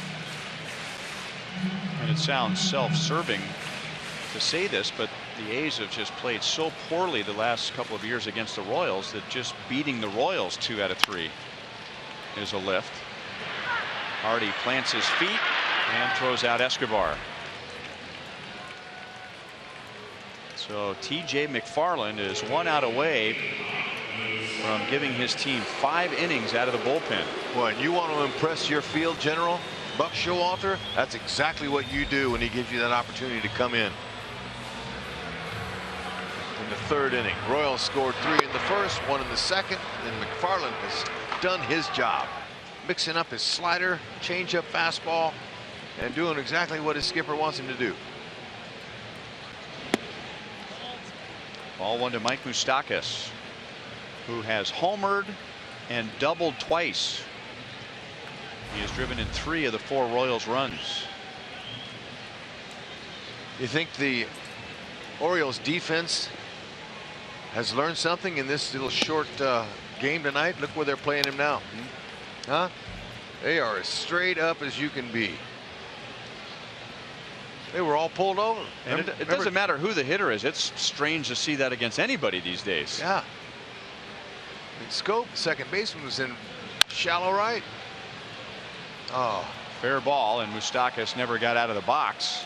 So T.J. McFarland keeps this a game with 5 scoreless innings out of the Orioles bullpen.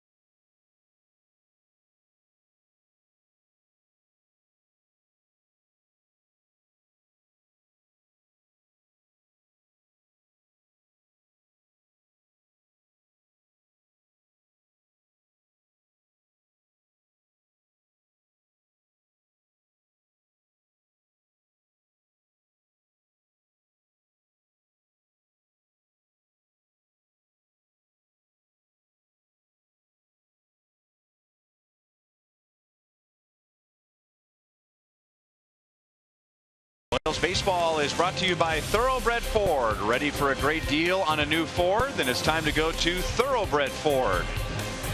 And by Steel Outdoor Power Equipment. Find a servicing Steel dealer at steeldealers.com or search STIHL.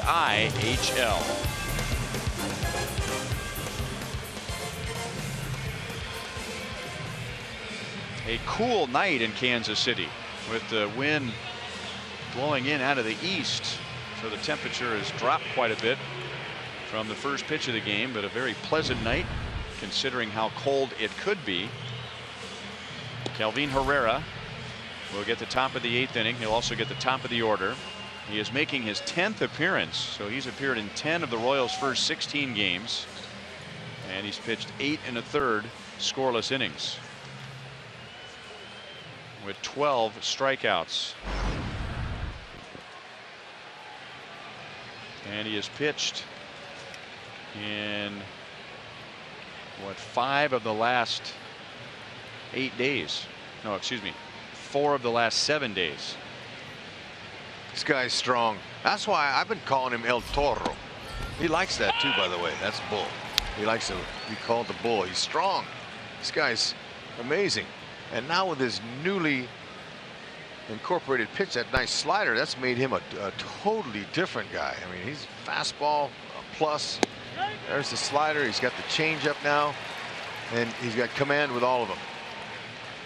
And when he struck out Miguel Cabrera on 3 straight sliders with the bases loaded, man, the K here went up for grabs. That was a great performance by him.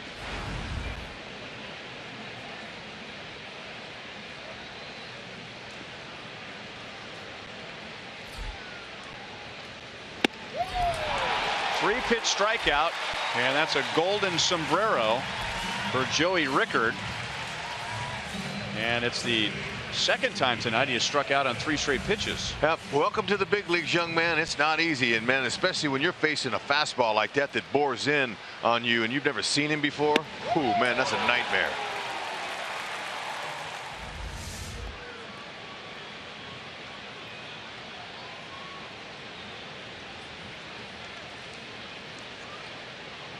And now Manny Machado, who homered to center field in the 6th inning. That got us to our current score. The Royals scored 3 in the first, 1 in the second for a very early 4-0 lead, and then Baltimore got a run in the 4th and then a run in the 6th on Machado's home run. Machado has a 15-game hitting streak, and he has at least 1 extra base hit in 6 straight games.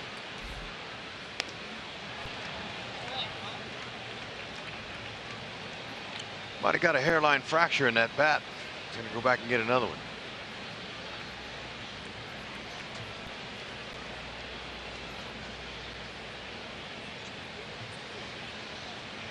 Back to a 6:15 start tomorrow, and Chris Medlin will be making the start for the Royals. Coverage begins at 5:30. First pitch at 6:15. There's that slider for a strike, 1 and 2. The numbers will tell you that Herrera is throwing that pitch about 18% of the time. Last year he threw it about 4% of the time, and I'll bet in the first half of the season it was even lower than that. Yep, I'd agree. Broken bat, foul ball, so Herrera has broken 2 of Machado's bats in this one at bat. And he's got a chance to get another one, a third, and nothing chaps a hitter more than this. You hate to lose any of your bats, but now 2 and they're off the end of the bat. He immediately is saying rats, and that hurt a little bit too. A little sting. It's always the top hand that you feel it the most on.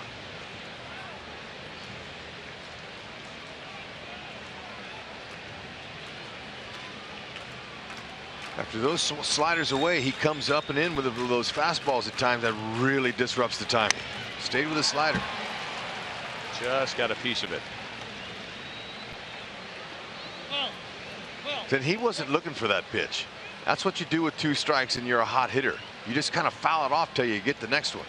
But you could see the smile on his face. He was saying, okay, you got that 3rd pitch now. I gotta have to. That's another extra pitch I got to look for. See, that makes him behind the fastball.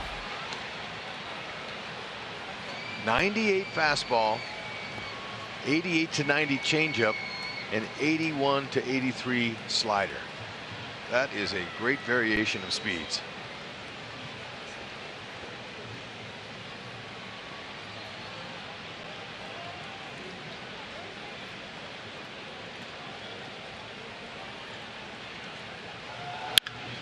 On the ground to Moustakas. 2 down. And Herrera keeps that potential tying run in the on-deck circle.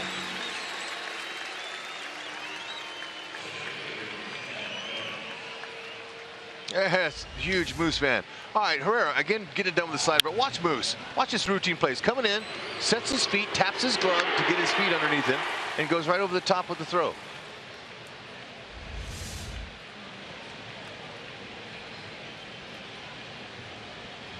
Fundamentally sound. Here's Adam Jones with 2 down and nobody on.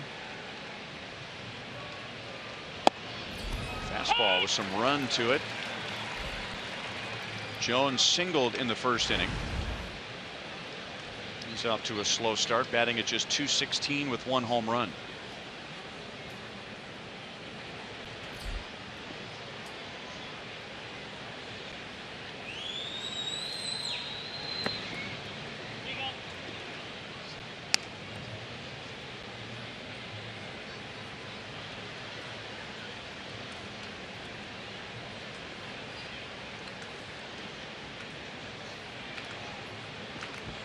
Herrera pitched last night.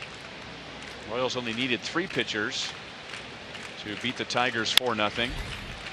Edinson Volquez went 7, and then Danny Duffy and Herrera both had very quick innings.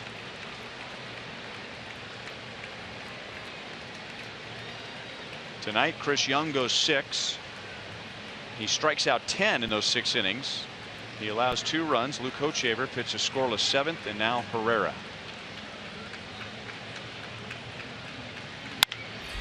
On the ground, Moustakas to the hole, turns, throws a strike to Hosmer. He's had a great night all over the field tonight. To the bottom of the 8th, still 4-2 KC.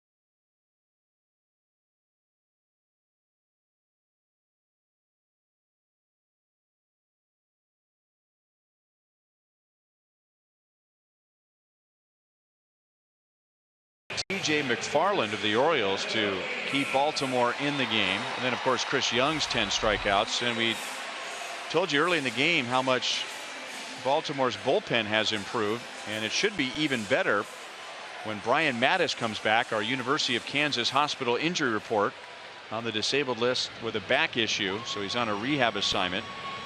Had a good year last year with 58 games and an ERA under 3. First round pick of the Orioles back in 2008. The Orioles in the game notes had not announced a starter for tomorrow. It was supposed to be Vance Worley. And now we know why. Worley is going to pitch out of the bullpen.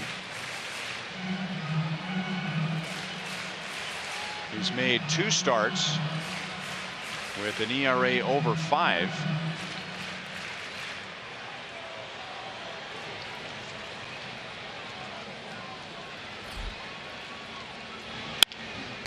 Kane back to Worley. One down in the bottom of the 8th. Lorenzo's 1 for 4. And as we promised earlier in the game, it's Miller time, brought to you by Miller Lite. And Moustakas, he just took right off from where he left in yesterday's game with that line drive over the center fielder's head and the wall, as he's had back-to-back nights with center field bombs. Beautiful. Moose bomb. Firing up the crowd and helping him with that 3-run first inning. 0-1 to Eric Hosmer. He is 1 for 3 with a 3rd inning single, extending his hitting streak and his reaching base streak. Line to center field, but right at Jones. Tough hitting luck. And there are 2 down in the bottom of the 8th inning. Hosmer has hit in 12 straight. He has reached base safely in 24 consecutive games, and that's the longest current stretch in the major leagues. And up comes Kendrys Morales. Worley, he's going to show a 4-seam fastball that he'll touch in the low 90s, maybe some 94, and he's got a 2-seam sinker that he uses he's most comfortable with. So he's a ground ball guy. And he'll use a slider and a changeup. Wade Davis will get the 4, 5, and 6 hitters in the Orioles lineup in the 9th inning. Outside to Morales, 2-0. So the way it looks, maybe it's the new HHD formula for late in the game.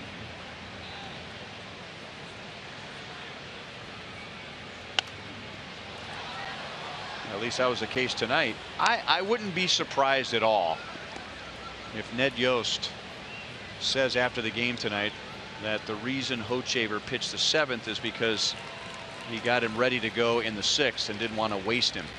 You know him like a book. I'd agree with you.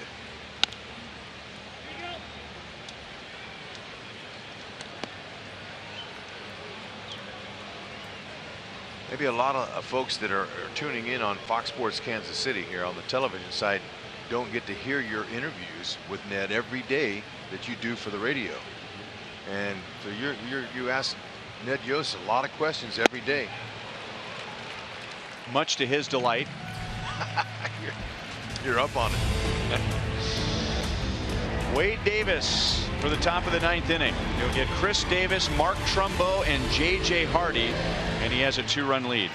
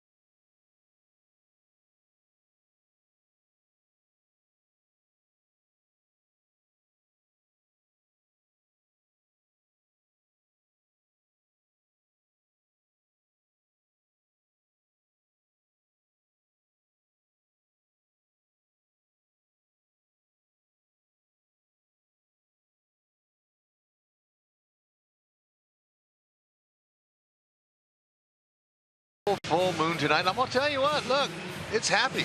It's a happy moon. Man in the Moon is smiling again tonight over Kansas City. 3 more outs. Tonight's copyrighted telecast is presented by authority of the Kansas City Royals. They may not be reproduced or retransmitted in any form, and the accounts and descriptions of this game may not be disseminated without the express written consent of the Kansas City Royals Baseball Club. Ryan Lefevre with Rex Hudler, Joel Goldberg, Jeff Montgomery. Producer Brian Shapiro, director Steve Kurtenbach, associate producers Al Broughton, Sam Abramson, and Dave Holtzman. Wade Davis will face the 4, 5, and 6 hitters on for the 8th time and going for save number 7. Opponents are batting .053 this year against Wade Davis. Fastball is high to Chris Davis, who is glad that Chris Young left after 6 innings because Chris struck him out 3 times. Very high into right center field. Lorenzo Cain wants it. He's got it. 1 down.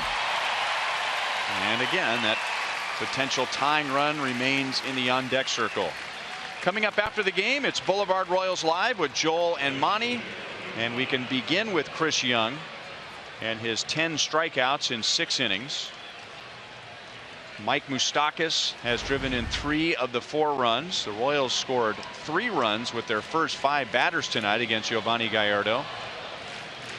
So it's Young for 6, Hochevar for 1, Herrera for 1, and now Davis with 1 out and nobody on to face Mark Trumbo. Breaking ball is down and away. Trumbo had one of the 4 hits the Orioles had in 6 innings against Young, and that was a 2-out double in the 4th inning. He scored on a base hit from Hardy. Davis, good hard cut fastball, overhand curve. 2 balls and no strikes, and Davis spins away in frustration.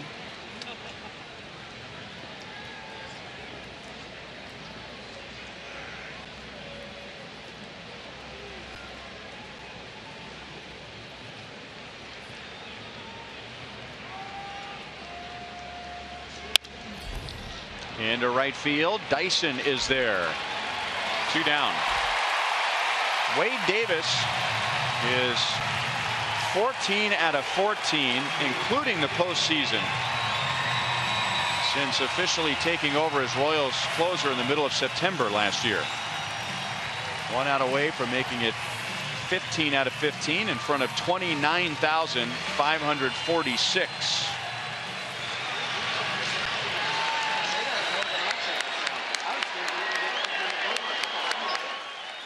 And now J.J. Hardy. Hardy is the only Orioles hitter who has had more than 1 hit tonight. He has 2 singles and an RBI, his 8th of the year.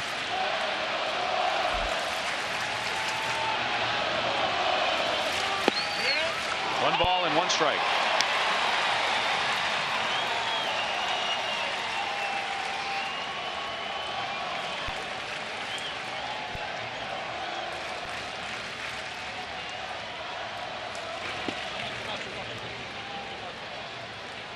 Two and 1 on Hardy. Royals won the season series with the Orioles last year. It was close. They won 4 games to 3, but they have won 3 straight season series from the Orioles. And of course, they swept the Orioles in the 2014 ALCS. The offense started with Moustakas, and the game ends with the defense of Mike Moustakas.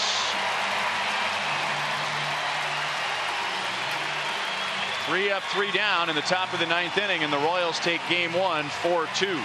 Man, I'm telling you what, and they didn't waste any time getting Chris Young that lead. That 3-run first hit. We haven't seen him score a lot in the first, but that really helped Young settle down. They got him another one, and it stood up. The pin to win. The new HHD formula was at work. We don't know if we'll see it in the future, but it sure looks good on paper, and the performance that they just showed us. Waiter, check please. Big smiles for Ned Yost. It was all there tonight. Starting pitching, defense, bullpen. And the Royals are now 10-0 this year when they score 4 or more runs.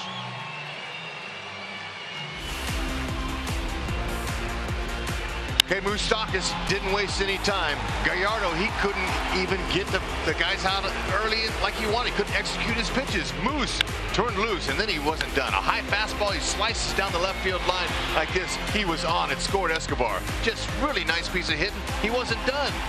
He got him another double down that line. Great piece of hitting. Stay hot, Moose. And he is standing by down in the field with Joel.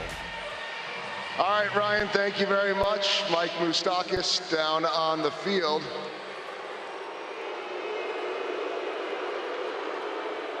I think we know we have to wait for the Moose calls right now, but before I talk to you about your offensive performance, I want to ask you about your pitcher, Chris Young. 10 strikeouts, the most he's had since 2008. What were you seeing out there? Yeah, CY did a great job, and you know, it was a big bounce back inning or game for him.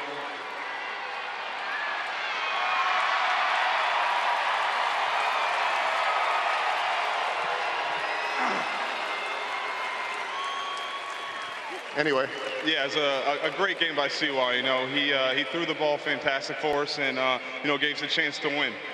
To be able to spot him with that lead obviously is big in the first inning too. Eskizan, you hit the home run, 6th already of this young season. How well are you seeing the ball? Yeah, I'm just seeing it good right now. I'm trying to get good pitches up in the zone, and I've been fortunate to get some hits and get some balls to carry out of the yard right now. And when you see the shift, at the end the shift wasn't there, but when you're looking, how much are you looking? How much are you trying to go down the left field line and keep them honest? You know, I see it, and then, you know, try to approach my bat against it, and got a good pitch out over the plate, and just try to drive it that way, and, you know, both of them stayed fair, which is nice. Last thing, what's it like having 30 to 40,000 people on a nightly basis yell Moose? It's unbelievable. I mean, you guys make this game so much fun to play, especially out here in Kansas City. It's always fun to come out and play in front of such a great crowd, and we love playing in front of you guys. So thank you guys so much. 2 doubles and a homer, go warm up. Mike Moustakas and a loud Moose chant, guys. And the only thing that can cool him down right now is Salvador Perez, but he took it like a man, didn't he? And went right back to work. Put the cap back on. Almost like he was putting his hard hat back on, back to work to visit with Joel. Royals winning. We'll be right back.